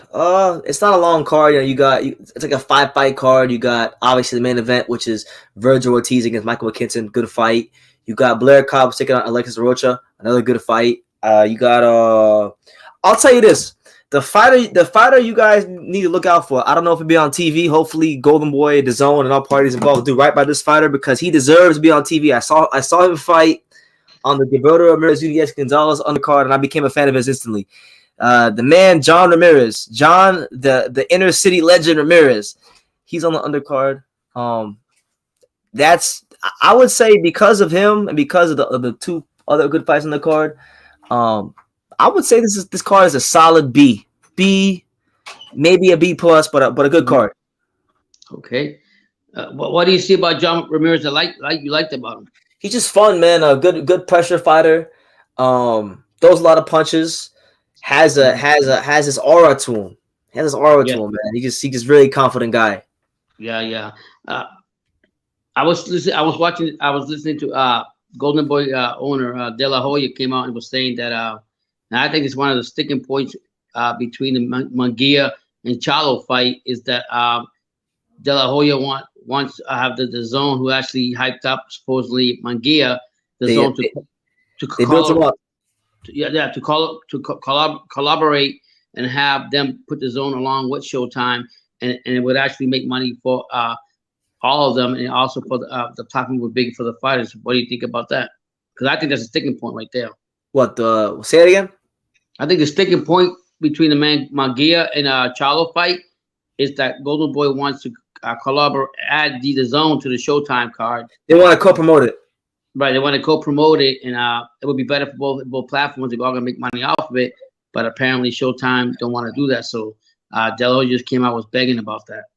Showtime doesn't want to do it. Showtime doesn't want to do it because Showtime wants to put the fight on pay-per-view. So if you're gonna put a fight on pay-per-view, it's gonna cost more money to promote a pay-per-view fight. Which, if the other platform that's involved isn't putting on pay-per-view, ultimately you're losing money. You're losing money. And then on top, look, when it comes to that fight, listen, I'm going to quote a tweet I saw earlier. I forgot from who, but I saw a tweet earlier. Shout out to whoever said this. But apart from the boxing community and the boxing nerds, nobody knows who the fuck Charlo or Munguia is. This is a fight that should be on one platform. You know, this is not no co-promoted fight. This ain't Wilder versus Fury 2, where you get two media juggernauts like ESPN and Fox involved. This is two very exciting upcoming stars in the middleweight division trying to take the next step in their career. This ain't no pay-per-view. This ain't no co-promoted fight.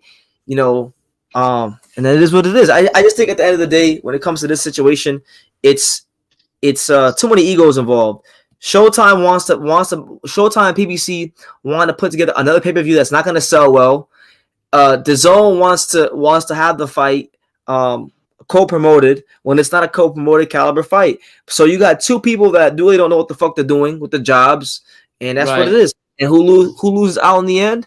The fighters who aren't gonna fight each other and the fans. So that's it's just the boxing business, politics as usual, network minutia as usual, getting in the way of a fight that I was excited to see because the truth be told, Munguia versus Charlo to me is a good fight, yes, but it's a fight between two guys who ducked Demetrius Andrade. So they don't want to fight Demetrius Andrade, and now they can't fight each other. So the middleweight division just can't have nice things. Jesus, that's right. A good point on that one. I didn't see it coming that way. I thought, but isn't the DAZN also charging now pay-per-view even to the $20 subscribers? Yeah, and with the way DAZN is now, the DAZN might even say, hey, you know what? This is because DAZN can now charge both subscribers and non-subscribers pay-per-view for fights that DAZN deems as premium fights.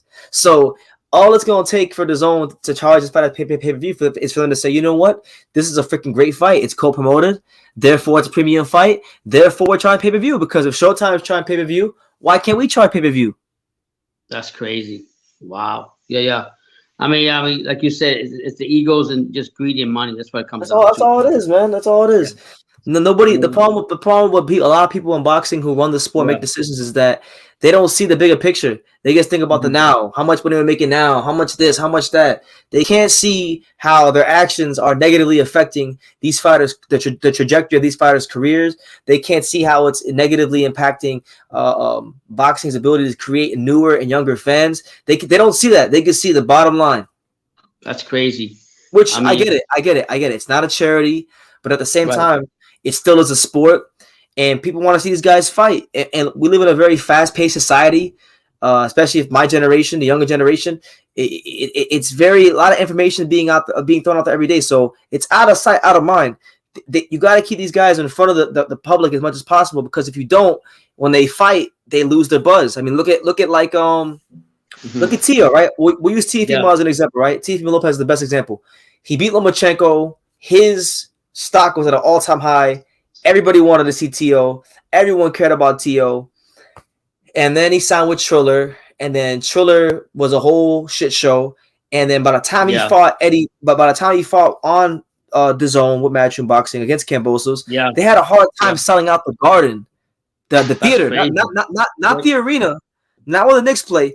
The theater, and then the theater. I've been to the theater. The theater at most holds like 7,000 people, and if they did sell it out, they only sold it out because they had to lower the ticket prices. Right. The tickets to that fight were so cheap. I considered flying from Las Vegas here when I didn't even have money like that, because that's how cheap it got. But the reason it got so cheap was because they didn't keep Teofimo active.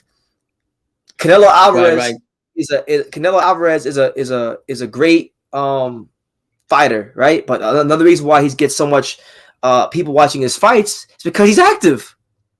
He's in front of you all the time. Yeah, and I will say this. Hold on, Pops. Hold on. And I would say, go ahead.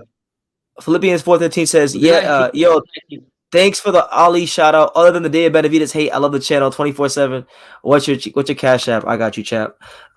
Listen, man, I don't hate David Benavidez. I just hate how he knows what's going on, and like there's a disconnect between him and his manager, and there doesn't seem to be a direction.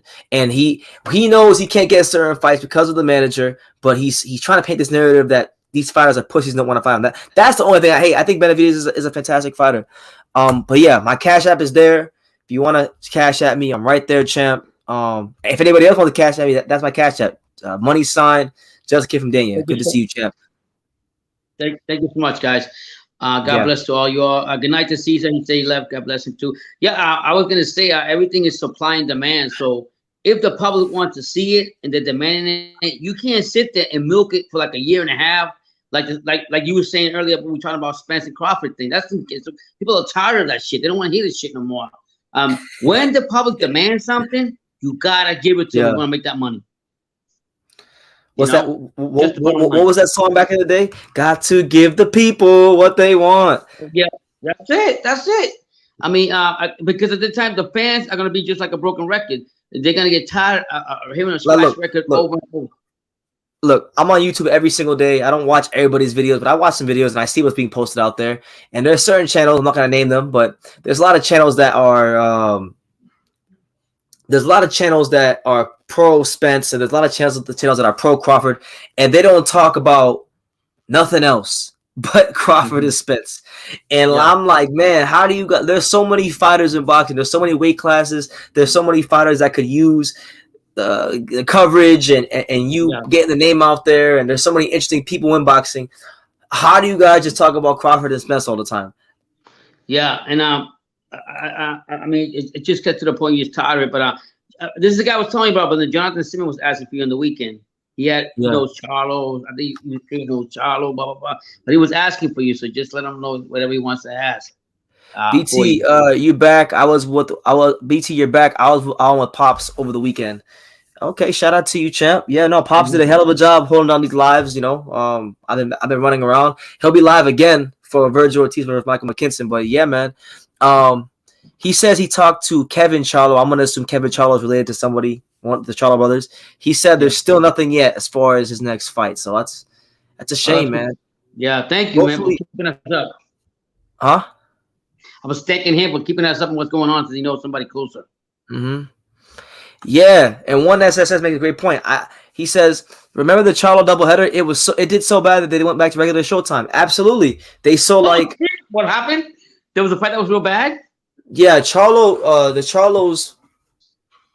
Charlos basically they had a pay-per-view in 2020. It was Jason Rosario fought Jamel and Jamal fought Derevchenko. They both fought on the same pay-per-view. They did barely like 100,000 buys.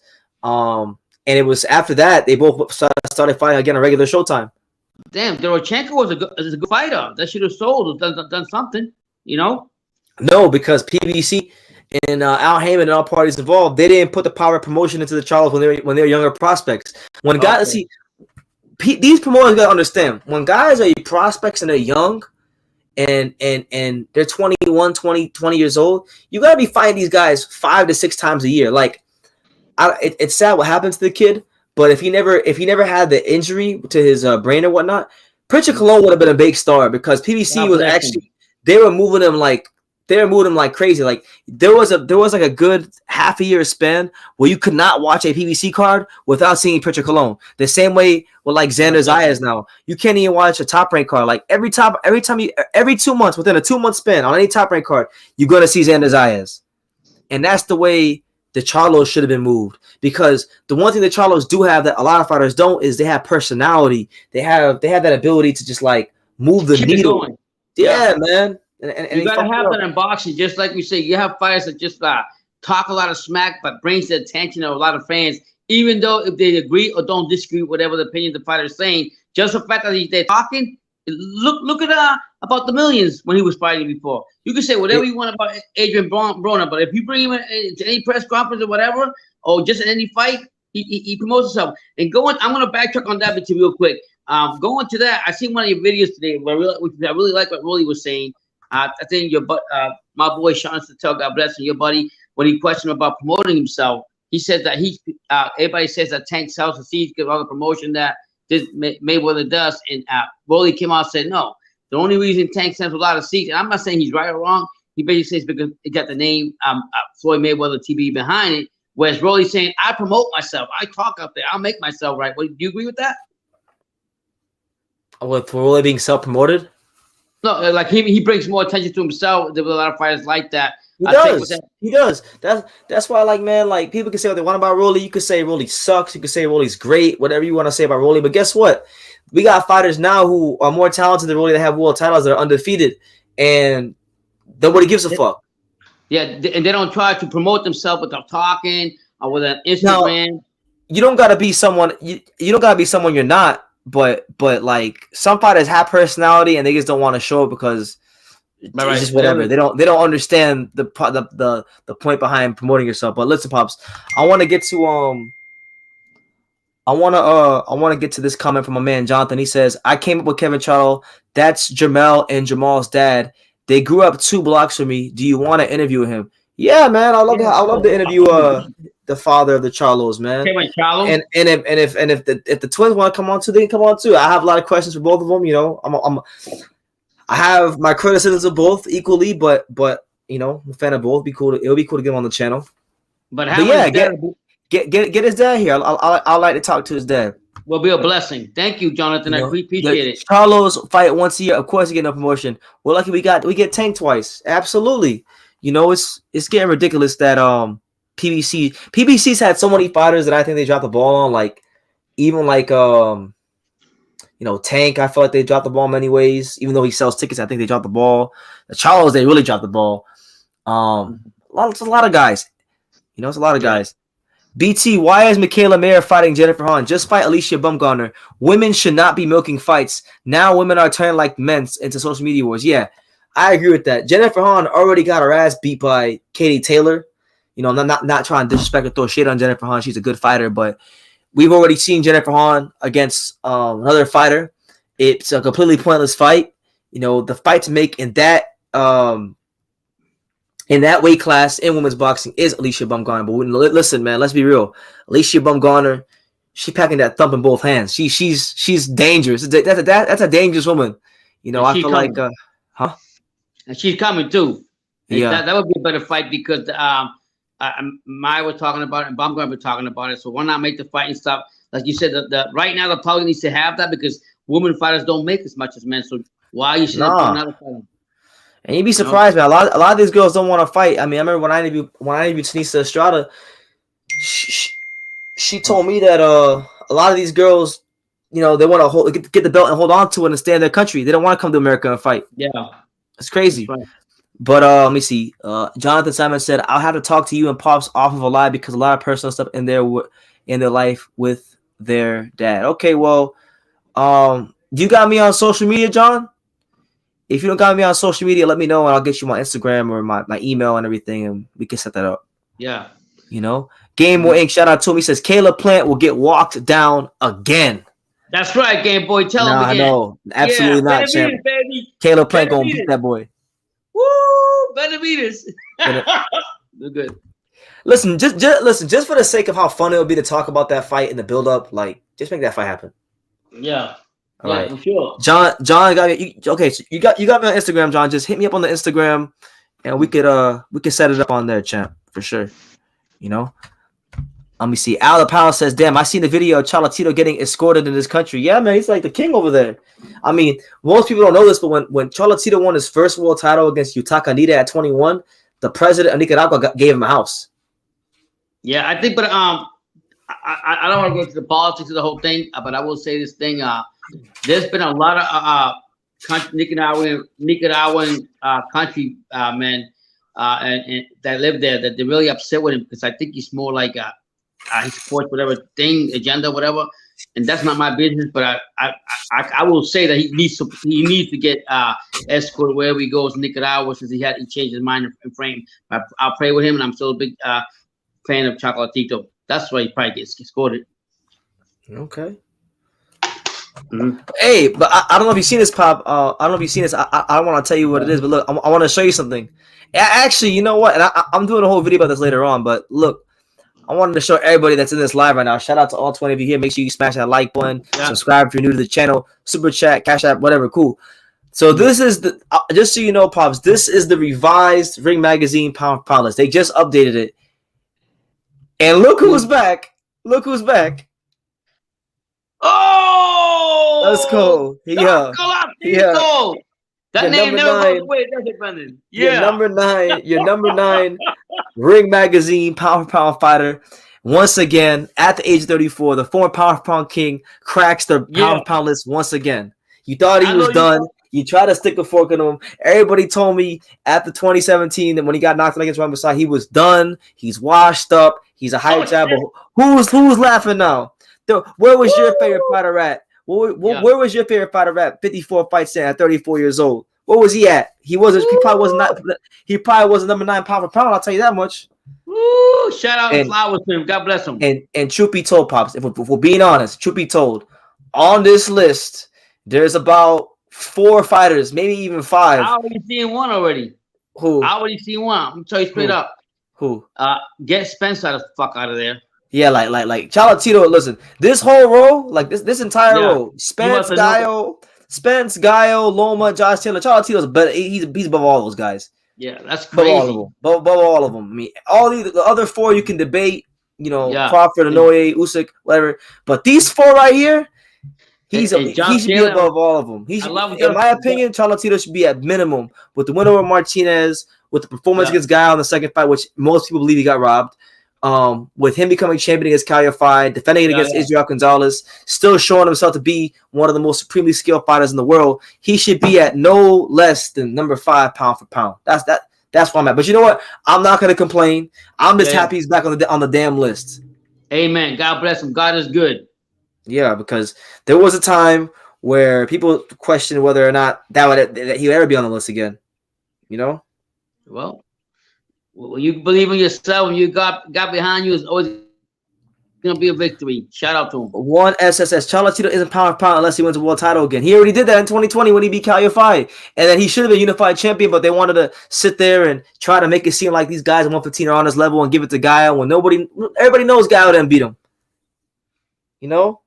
So it is what it is. Let me go back to the comments because I do see some interesting comments. Shout out to everyone here.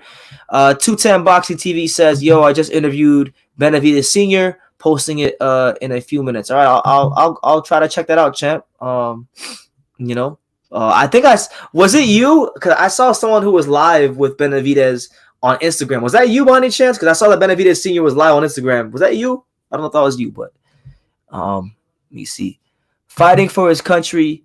I hope nothing happens to Loma. Absolutely, we don't wish bad on nobody in the war. You know, hopefully we can come to a reasonable conclusion and cut down on the losses, the lives lost. You know, because it's bad enough that there's people losing their lives already in Ukraine. So it's, you know, hopefully things get better. Prayers out to him. Mm-hmm. Cash App sent anyways.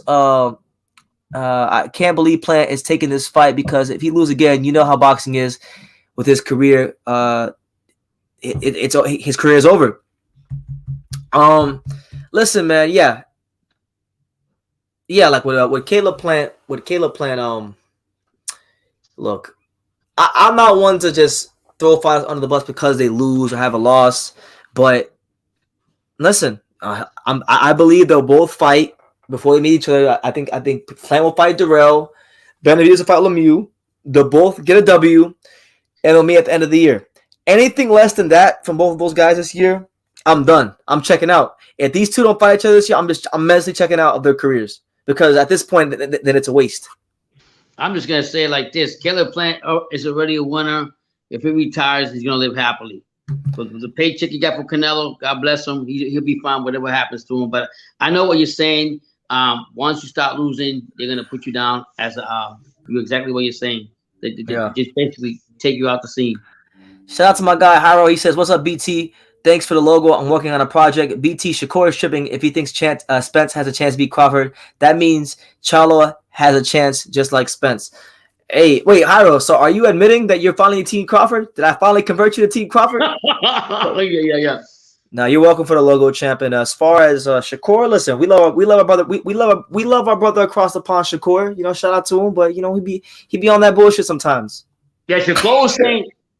Going to that, because I took down notes. Shakur was saying recently, he said that he could beat prime time TVE Floyd Mayweather. Come on now. Who could beat Floyd Mayweather? Shakur Stevenson was saying that. Oh, Shakur Stevenson. Yeah. No. I can't knock it. You think he got a shot? Huh? You think he got a shot against Floyd if it was a fantasy fight? You think he has I picked Floyd. I picked Floyd, but man, Shakur's understanding of distance is amazing.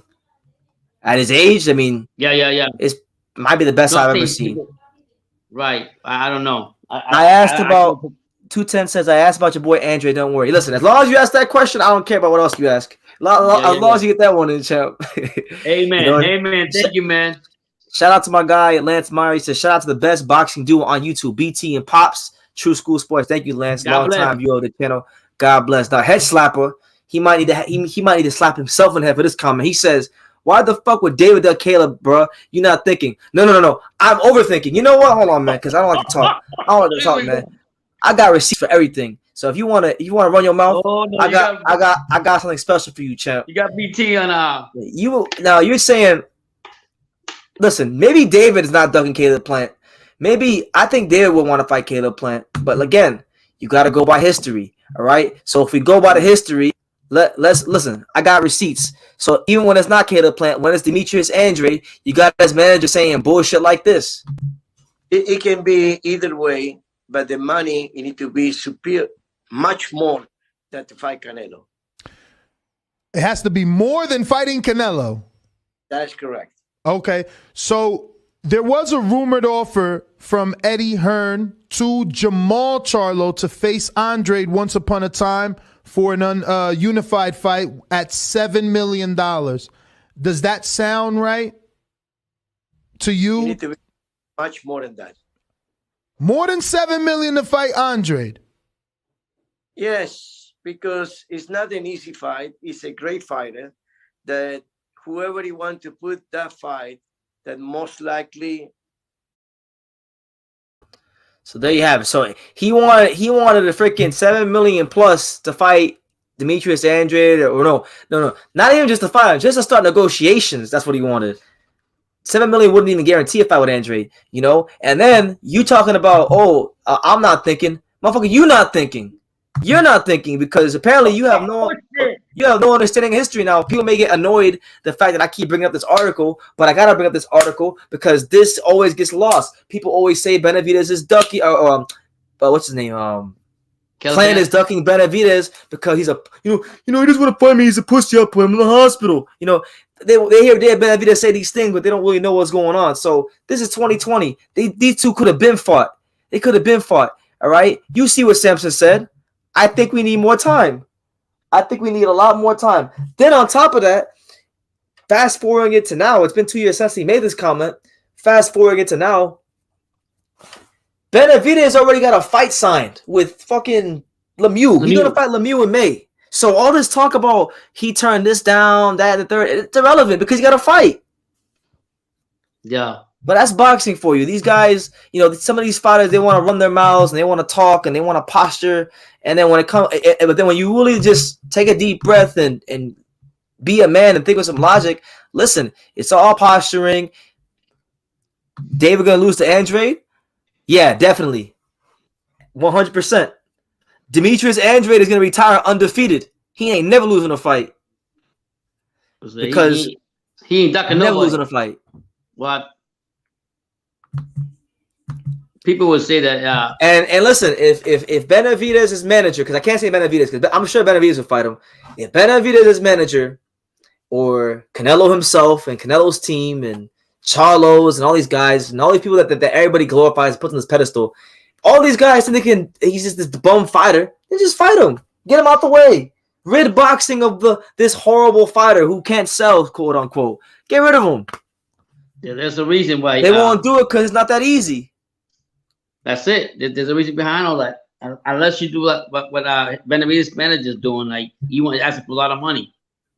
They want a fucking retirement plan to fight him. It's ridiculous. That is so crazy. And mind you, like, look, I don't really care who wins or loses the fight. I just want to see the damn fight. Just make the damn fight. If Benavidez, may the best man win. If Benavidez wins, man, if he beats a guy like Andre, to me that raises Benavidez. And if Andre beats Benavidez, obviously that raises him as well because they're both good fighters. They both can rumble. You know, same thing with Kayla Plant. I like Kayla Plant. I like Benavidez. Make the fights happen. Yeah. What's the holdup? Yeah. That's true. You know? Shout out to my guy Rolly fan. My guy Dean. He says, "Is Jaime Munguia gonna fight Carlos Adames now?" That looks like that's what's gonna happen. You know, Munguia. I honestly look going back to Munguia. I'm glad you asked this. I think this is always the plan. All this talk about co-promotion and networks and politics between Charlo and Munguia, I think it's all bullshit because they were already talking about in January about Adames fighting Munguia because Adames just won an eliminator against Derevyanchenko. Adames, I believe, is number 2 or number 1, and I think Munguia is number 1 and number 2. They're both number 1 and number 2 in the division. So if they fight, that's a WBC final eliminator. If Munguia beats Adames, Munguia is already the mandatory for Charlo. So whether or not they fight now or if he fights Adames, just as long as he beats Adames, Charlo is gonna have to make a decision at some point. Do I fight Munguia or do I vacate the belt? So it's all bullshit. It's all posturing. It's all just for to get people talking. But at the end of the day, you know, it's all business. It all comes back to the dollar. It's a facade. It's not really. It's all a facade. It's all a facade. It's now. Only a few fighters. Yeah. It's only a few fighters in boxing who are on one accord with their team that actually are serious about making fights happen. You know? And you know what? I got to give Jairo all the credit because Jairo's been saying this. He called this shit a long time ago. He said, I had a gut feeling about Carlos Adames. He's been saying it for months. He says that was always going to be the plan. Munguia took on an interim fight so there could be roadblocks, and he's waiting for someone to vacate. Yeah, Munguia waiting for it. Wow. He waiting for Andre to fight Zach. Munguia's gonna wait for Andre to fight Zach Parker. He's gonna cross his fingers and pray to God that Andre beat Zach Parker, which is gonna be a tough fight. If he beats Zach Parker, Andre would more than likely stay at 168. He will drop the belt at 160, and then Munguia will probably be ordered to fight either like Johnny Beck or Danny Dignam or someone like that for the vacant belt. That's probably what's gonna happen. Yeah, that's crazy. It's all he's been calling it, you know. Wow! Shout out to you, Harold, the co-manager of True School Sports. Shout out to my guy El Jefe out there in Oak Cliff, Texas. Hope you're doing good, champ. He says BT Pobellum is screwed. They signed a deal with Discovery. That's only for international. In the U.S., it got picked up by Fubo TV. Yeah, you know, funny enough, right? And I really feel bad. Oh no, I can't say I feel bad because I warned not just my friends about this, that because I have friends that are fight, and I've had a couple of my friends who were in the fight game ask me, BT, what do you think about signing with Pobellum?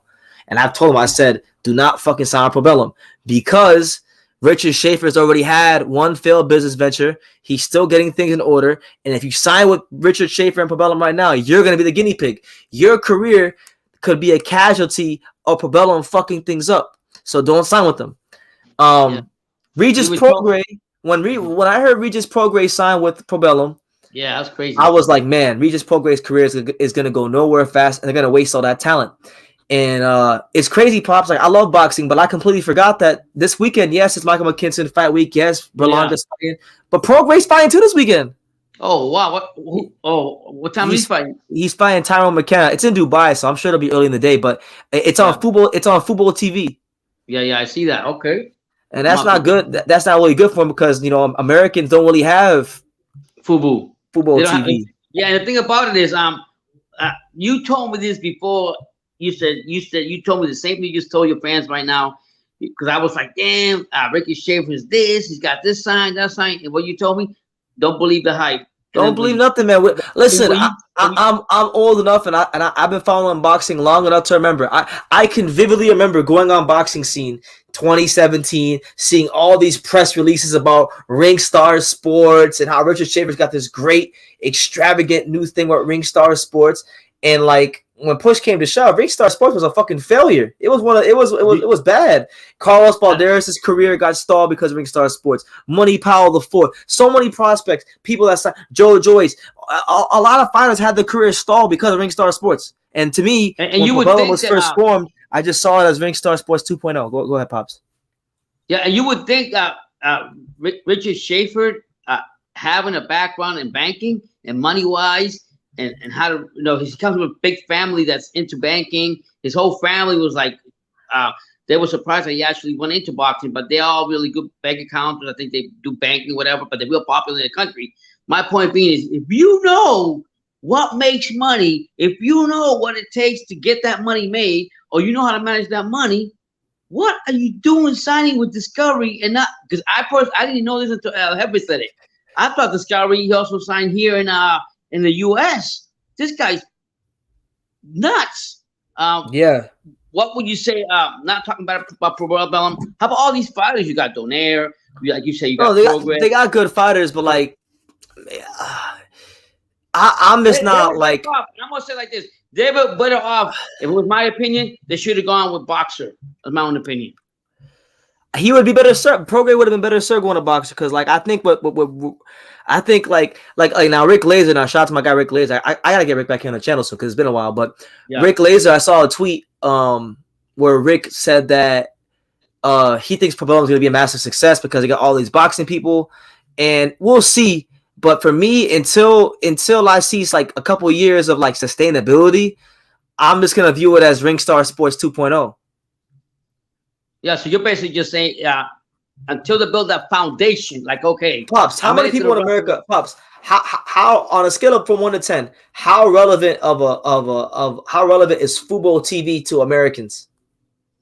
I don't because football TV, if I'm not mistaken, football TV is a premium channel that you gotta pay for, and a lot of their content is like soccer. Yeah. I would give it a 5 of that, maybe a 5 if that. But I'll say a 4. Yeah, 5 is fair. Yeah, and I'm going to say like this: that's bad on Schaefer. You can have, it's like you say, you can have a football team. It's not football, but the most talent, the most whatever. Just like Probella got a lot of talented fighters, but if you don't know how to get that talent and get the best use of them, what good is it to you? It makes no sense. Nelson Z, shout out to you. Said, hey, BT, excellent news. Chocolatito is back on the pound for pound list at number 9. I just seen that. I was just talking about that, champ. It's great news. To me, it's like if Chocolatito go ahead and get knocked out his next fight, it's okay because it's the culmination of a lot of hard work in the second half of his career. At a point, a lot of people thought he wouldn't ever be anything in boxing again. So to come back, to become world champion, to have the classic performances he had against the likes of Gallo and now Julio Cesar Martinez, to be fighting at this level at 34 years old in the super flyweight division is unheard of, and he's an all-time great. Yeah, Nelson, I just gotta tell you one thing: you got a great name.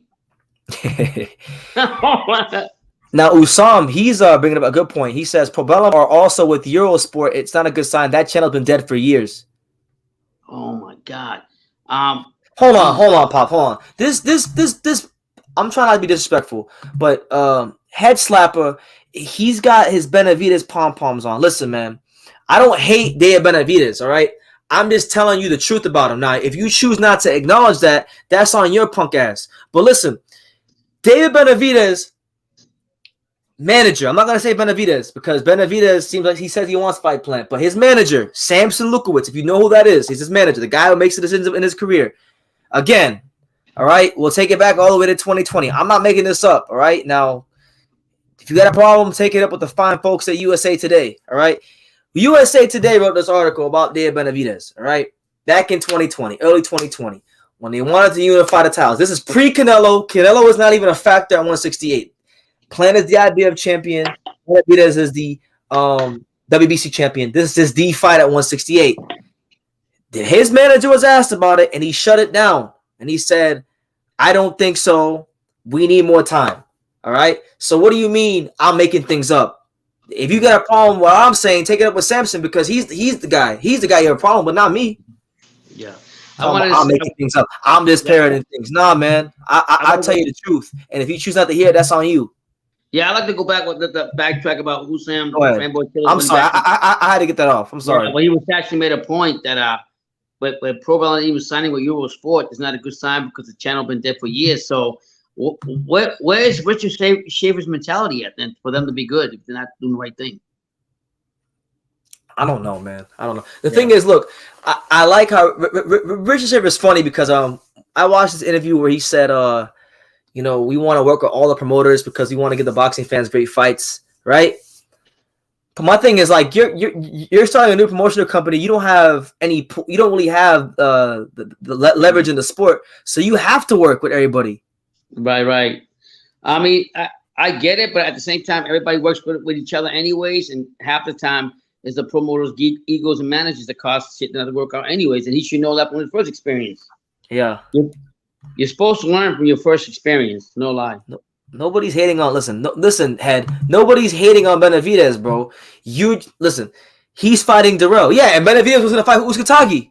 So Benavidez was gonna fight a Plant leftover. Plant was gonna fight a Benavidez leftover. They're doing the same shit. The only difference is one guy already fought Canelo and tested himself. The other guy won't fight Andrade or Canelo because his manager's on some bullshit. He could have fought better BF too, but you don't know that. You just think I'm hating. The dude literally got moved from the 168 rankings to 175 and was placed number 1. Could have fought better BF like in 2019. Did he do that? No. I asked his dad about it. I'm thinking, you know what? Maybe his dad will say, you know what? Nah, we'll fight him. We'll go ahead and we'll show our level in the sport. And what does he do? He starts talking about Badu Jack. Fuck out of here. Anyway, next. I'm sorry. This boy's hard-headed. No. You're hard-headed. You're hard-headed, champ. You don't know shit about boxing. Everything I'm saying to you is probably foreign because you don't know shit about boxing.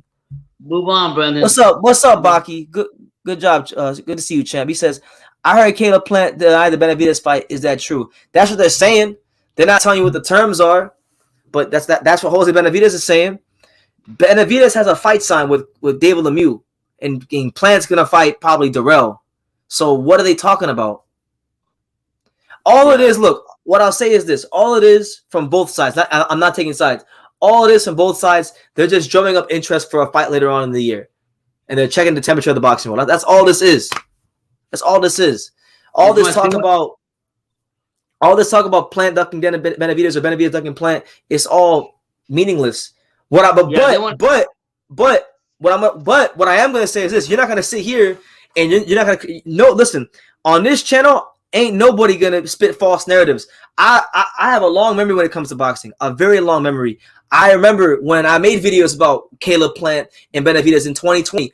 I remember reading the articles. I remember what was said. Okay, Benavidez's manager didn't want him to fucking fight Andrade. He didn't want him to fight Kayla Plant in 2020. Benavidez was supposed to go fight Zordo in like 2019 or whatever it was to go to Top Rank. That they didn't want that to happen. They fucking up Benavidez's whole career. And I'm gonna tell you how it is. Mm-hmm. That's it. Tell him, BG. Tell him. Yeah, thank you. Thank you. Shout out to you, Usam. Good to see you, champ. Yeah. I think Bivol is gonna pull out, and the excuse for the Canelo fight is that he's a late replacement. Well, look, if that happens, I've said it many times. I'm not mad at John Ryder versus Canelo. I think it's actually one of the better opponents he's fought at 68. And go to that point. But yeah, I could definitely see a scenario where because of all the stuff going on overseas with the war, they say, you know what, we can't let this Russian get the fight. I could definitely see that happening at the 11th hour. Yeah. And I think also going to that point, Canelo's always wanted to fight in the UK anyway, so why not with Ryder? Yeah, but no. If he fights, He's fighting in Vegas. Dad. He's not gonna fight in the UK next. He's already got the venue booked. Eddie Hearn's probably paid the site fees already. Yeah. They're gonna be fighting right up the road here at T-Mobile Arena. What's going on? You know what I'm saying? JJ Romano says Lara versus Johnny Beck. Good fight. You know, two very good southpaws, two guys that are highly rated. I want to see it. I want to see Johnny Beck get some fights because, you know, people wanted to see the Andrade fight. Some people want to see the Andrade fight. I wanted to see him against Munguia or maybe like a Eubank, but you know, Johnny Beck's gonna be a guy that's it's gonna be hard for him to get fights. So we'll see what happens with Johnny Beck. But Johnny Beck's a good fighter, physically strong, can box, can punch. If you talk to fighters that are in the ring with Johnny Beck in the you know, just in the boxing community, they'll all tell you Johnny Beck can really fight, and he can compete with any middleweight in the world. You know? Yeah. He says, fuck cancel culture and fuck Eddie Hearn. He bottled the question when he was asked about Bivol. You understand both points. What question are you talking about with Eddie Hearn? He says it right there, Brendan. Huh? He says it right there. He says, "What?" He bottled the question when he was asked about Bivol. Yeah. What question? He's agreeing with you. Yeah. David is talking about these guys, but they're not talking about David Morrell, who's the same size, on the same age as him. Yeah, I mean, look, that's an easy fight to make. Or at least I would think it's an easy fight to make. They're both PBC. They're both really good fighters. They're both there. Why have I not heard Jose Benavidez Sr. or David Benavidez talk about fighting David Morrell? Bro, this boy is a certified David hater. Yeah. He said David got a little more power than Plant. When did I say that? I said I was talking about Golovkin. Just boot him out. I was talking no. I'm getting my shit up. I was talking about Golovkin. I was talking about Plant. David obviously has, but head slapper. You need to get on that camo in your picture and go learn about boxing, champ. You don't know shit. But Jesse TV says, what were some of the biggest? No, I'm gonna say what I want to say. He want to come here and be disrespectful. I can be disrespectful too. I can be way more disrespectful. To make it right, bro. Yeah, don't waste your time with that. Well, the best part is I'm not wrong. I'm the right one. Yeah. Right. Go ahead, Majestic. What were some of the challenges you faced in the beginning of True School Sports? I faced a lot of challenges, man. I think the challenge I really face is dealing with idiots like Head Slapper who don't know shit about boxing. The guys like that are the guys that, you know. Yeah, I mean, yeah. No. I mean, all jokes aside, there was a lot of challenges. And by the way, I'm talking my shit to Head Slapper, but I'm just having fun. Yeah. Now there was a lot of challenges early on, man. I mean, a lot of people discouraged me from trying to cover the sport of boxing in general, so I had to be very mentally strong. I mean, I'm still young, but when I was younger, it was hard to get around because I was way more broke than I am now. I'm not really even broke now. I do pretty good for myself now. But like, just getting around, getting to these fights was difficult. Everything was difficult. Making a name for yourself, overcoming a lot of doubt. You know, just the regular things. You know, the regular things. But you know, we're still progressing and it's good. Yeah, I mean, we're doing what to do. How's the what's the name say? Bo says it. Doing what to do. Making it do what it do. Yeah. Usam says, so are we canceling every rational athlete because of the actions of their government?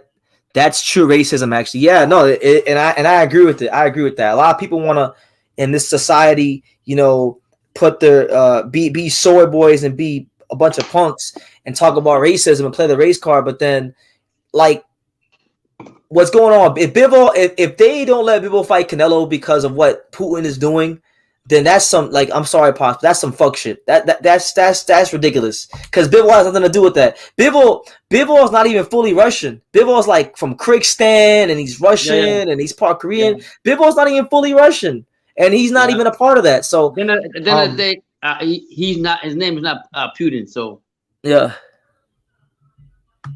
You see. They asked Eddie Hearn about the Bivol situation. All he said was he understands both points, whether he should be removed or not from the fight. Basically, he flipped out like he always does.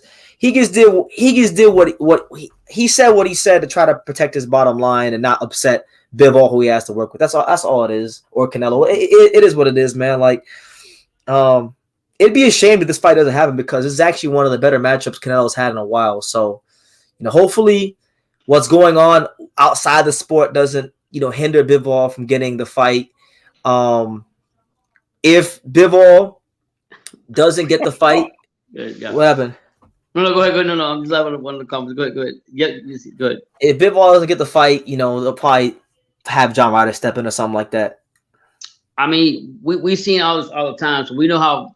Like Brendan knows how boxing works, so he wouldn't doubt when changes happen last minute. It happens all the time, so it's part of the environment. Put it that way.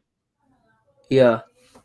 Alda Powell says, "Man, that Bud Light looks good." Yeah, I see you, Pops. I see you with your Bud Light. It's water. It's only water. Ain't no water in there. Ain't no damn water. I was born in the day, but not yesterday. You having a good time. You enjoying yourself. I gotta relax. I took my sleeping medication, honestly, but I'm not sleepy. But this will put me to sleep. Yeah. Thank you, Ella Pal. God bless, man. I got somebody's alert. Yeah, man. Yeah, I don't know. I don't know if he wants Martinez to fight Sonny Edwards because Sonny Edwards is a difficult style to deal with. I don't know if they'd want that right away. I would think they'd want Martinez to get at least one win, get him to look good again, get people confident about him, and then make the fight with Edwards. That's my opinion. But it's the lower weight division, so there's not as much money, so maybe it does happen right away. You know what I'm saying? No, you're right, Ella Pal. You shouldn't be drinking like that. You're right. I don't drink all the time. I stopped that craziness because I can't. I ain't supposed to. God bless me. Yeah, you gotta be careful. Yeah, I do. Seriously. So I get you on that. Yeah, but what else was going on? Let me see. I have something else over here. I know you don't want to talk about it, but do you agree with this, Brendan? Are you gonna go out like that? Hold on. I'll get to that in a second. But Usam says if he was a man, he would stand his ground and say Bivol has nothing to do with what's going on in the Ukraine. Sports and politics shouldn't be mixed. And Bivol is fighting this May 100%. But Eddie Hearn is a coward. Yeah, I mean, look, people, the world and sports in general has been politicized so much so to the point where that if you have an alternate opinion on what's going on just in the sport, like if there is a narrative floating around that all Russian athletes should get canceled due to what their government's doing, and you say, hey, no, they had nothing to do with that, they should still be able to make and earn a living and earn a wage in America because they have no role in that, then you're gonna be put in a position where you get canceled, and most people just don't have the backbone or the courage to deal with that kind of controversy, One SSS says Oscar said he's going to negotiate with Lou Bell, but the day Ryan signed to fight Taker, he also signed another contract. Listen, man, they're going to fight each other. Kambosos is going to fight Ryan. I'm telling everybody who will listen, it's going to happen. All this talk about Devin Haney is bullshit. Devin's wasting his time. He should move his ass up to 40. He's not getting a fight with Kambosos next. All right. There's a reason why Tago's next opponent. I'm going to say it until I'm blue, purple, and magenta in the face until people start listening. Anyway, it is what it is, man. What were you going to say, Pops, before those comments? No, you probably don't want to hear this stuff. I'll say it anyway. Go ahead. This is Blake Cobb and Spence going back and forth. Spence says, I seen it. Yeah. I seen it, man. Blair Cobb, look, right? I'm glad Blair Cobb is coming out and saying what he's saying, man. He's saying, I agree with a lot of what he's saying. He said that Errol Spence is helping ruining boxing, and he's telling the truth. Errol Spence is the reason why the welterweight division has been in a holdup. He people are going to say he's fighting all these guys, but he's not getting people the fight they want to see the most, which is Crawford. And it's getting so much so to the point that Errol Spence Jr. or that people don't even care anymore. I could give a fuck less if that fight happened at this point. I'm kind of hoping that Ugas or whoever these guys fight beat them because I just don't even want to hear about Crawford versus Spence. Yeah, but he didn't even come out and say stuff like that. It's crazy. Like he's the big fish. You can't be the big fish when you can't beat the real big fish in Crawford. That's my opinion. Yeah, yeah, absolutely.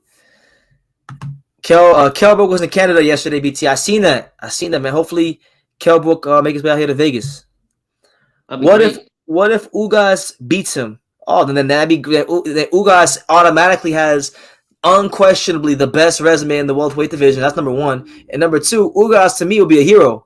If Ugas beat Errol Spence at this point, Ugas is going to become one of my favorite fighters in boxing. Not because I hate Errol Spence, because I like Errol Spence. I'm actually quite a big Errol Spence fan, but I'm just getting extremely frustrated with these A-side business, diva posturing politic bullshit. Like, be about who you say you are. Fight Terrence Crawford, or just drop the belt and go to 54. Yeah, I mean, I don't know. Cesar's a good night against. Good night, Cesar. Take care, bro. BT, who would you match with Arslanbek Makhmudov? Oh man, you asking the hard-hitting questions that I want to know now, champ. You asking the real question. Yeah. People say that he looks real slow, Brendan. Though. Shit. That he's slow with his touches and stuff. Who cares? He touched you. George Foreman was slow. If this guy touch you, this guy touched you the wrong way one time. That's it for you. He gonna lock you out? Who cares? Yeah. This guy is a monster. Yeah. That's true.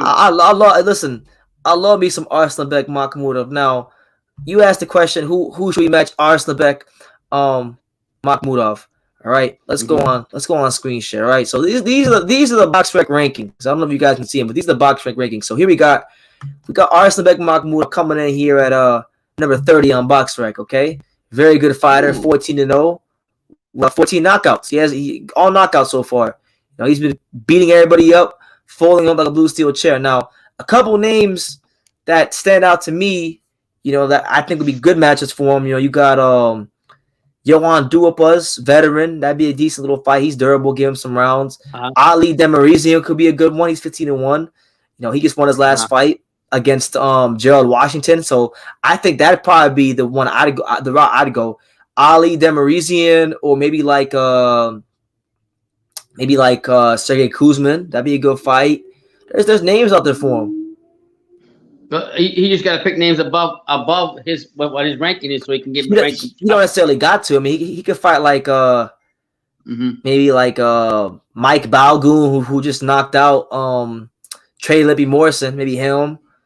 There's a lot of guys. Stephen Shaw, who, oh my God, Stephen Shaw is a knockout loss waiting to happen. How about Christopher Lowe? Oh yeah, of course. I'm just joking with you, yeah. So you're saying, okay, I'm being stupid saying this, but you say anybody, Hrgovic, that wouldn't be no value for Hrgovic for you fought him. Well, Hrgovic's already tied up. He's fighting Zhang Zhilei. Right. No, that'd be a good fight. I mean, I think not right now, but like if he can get one of the winner two, I would love the Hrgovic fight for how about the other Croatian guy, whatever his name is, Babic? Yeah. He's not even a heavyweight. Oh, what is he? I'm sorry. I thought he was. He's at Bridgerweight. He was, but he's at Bridgerweight now. Jesus. Okay, that's fine. He's at Bridgerweight, yeah. Alapal said, "Shit, Earl be chilling with the rapper that got beef. Earl might end up getting shot from a bullet not meant for him. Oh, listen, I don't wish bad on him. I just want him to fight Crawford. Yeah, God bless him. Hopefully he better get out of that shit. Yeah, he better get off from that bad company. You gotta get some footage of Salah's Jim Wire in Vegas. Yeah, I'll be here for a while, so definitely gonna look to do that for sure." You see, Harold says there's a new. He wants me to do something. So you make sure you get it. He wants you to what? It says, "Pops, I found a new card for you." Oh, he said, "Pops, I found a new card for you to go live." Have you ever heard of Lee Baxter Promotions? Only on FightZone.com. Never heard of that. Is it good? Yeah, there was a card yesterday. Harold watched it. I was supposed to watch it. Samuel Vargas fought that dude that Michael McKinson beat. I can't remember his name. Ruanowski, I think his name. Samuel Vargas fought him yesterday, and he got dropped with that. But apparently, according to Harold, they robbed Samuel Vargas. Oh, they robbed him. Okay. And then Samuel Vargas announced his retirement from boxing after the sport. Did he? After the fight, he announced his retirement. So shout out to Samuel Vargas on a good career. He fought a lot of good people like Amir Khan, Virgil Ortiz, Danny Garcia, Earl Spence Jr., and the list goes on and on and on. R1000 asking the questions that I'm more than happy to answer. He says, "When is Seniesa Estrada fighting again?" I don't know yet, my friend. I'm gonna find out this weekend because I should be seeing her at the fights Saturday night. So once I see her, we'll get her on the channel and we'll get an answer. I'm hoping she doesn't fight on April 9th on the Ryan Garcia card because I might not be able to make that card. But my best guess, just from what I've seen on social media, I think she'll be fighting on the she'll probably fight as the co-main event on Ryan Garcia's card against Tego in San Antonio because They've been Golden Boys have wanted to get Sinisa on a card with Ryan for a long time as a co-main event. She just fought in San Antonio as co-main event, so the crowd is familiar with her there. This fight is in San Antonio, so it makes sense. If you connect the dots, it makes sense. Oh, he's on it with that with Sinisa. Yeah, I'm on it. Hyro, what's the next Lee Baxter Promotions card? Because I heard Samuel Vargas got robbed against Ruanowski. That's crazy. But yeah, shout out to Vargas, man, and the Warhorse. Guys fought everybody. Conor Benn, Khan. Did you see Huey Fury wanted to fight? I forgot. I didn't write the notes down. He wanted to fight I called out a couple other fighters he wanted to fight. Huey Fury. What do you think about him? Who wants to fight Huey Fury? No, Huey Fury said he wanted to fight several boxers, but on boxing scene. I didn't get to write down the notes. That's cool. Huey Fury is whatever to me. I mean, I'm not really big on Huey Fury. Not very impressive on you on that at all? No? Nah. He's still young. He can still develop, but I'm not really that big on Huey Fury. Yeah. I got you on that one. What I was going to say. But Pops, on that note, look, Pops, I gotta do some other things. I want to wrap the live up soon. Fine. So, is there anything you want to get across to people before we end the live? Have a good night. Continue following the channel. Subscribe to the channel. Super chat any way you can. And go check out all the new content Brennan has out there. And God bless you all. Thank you so much. Absolutely. And a program reminder for you guys this weekend. I am gonna be at the Virgil Ortiz Michael McKinson fight. So expect them world class A1 creme de la creme top shelf interviews and content on my end, and then from Pops will be live covering the fight as well. So yeah, for sure. Gonna be a busy week here on True School Sports. Hopefully I can get to a gym in Vegas before I leave for LA. But yeah, with that being said, you guys take care, keep supporting the channel. And like I say in every single one of these videos, you can love me or you can hate me, but I'm just a kid from Daniel. So until next time, take care, guys. Take care, guys.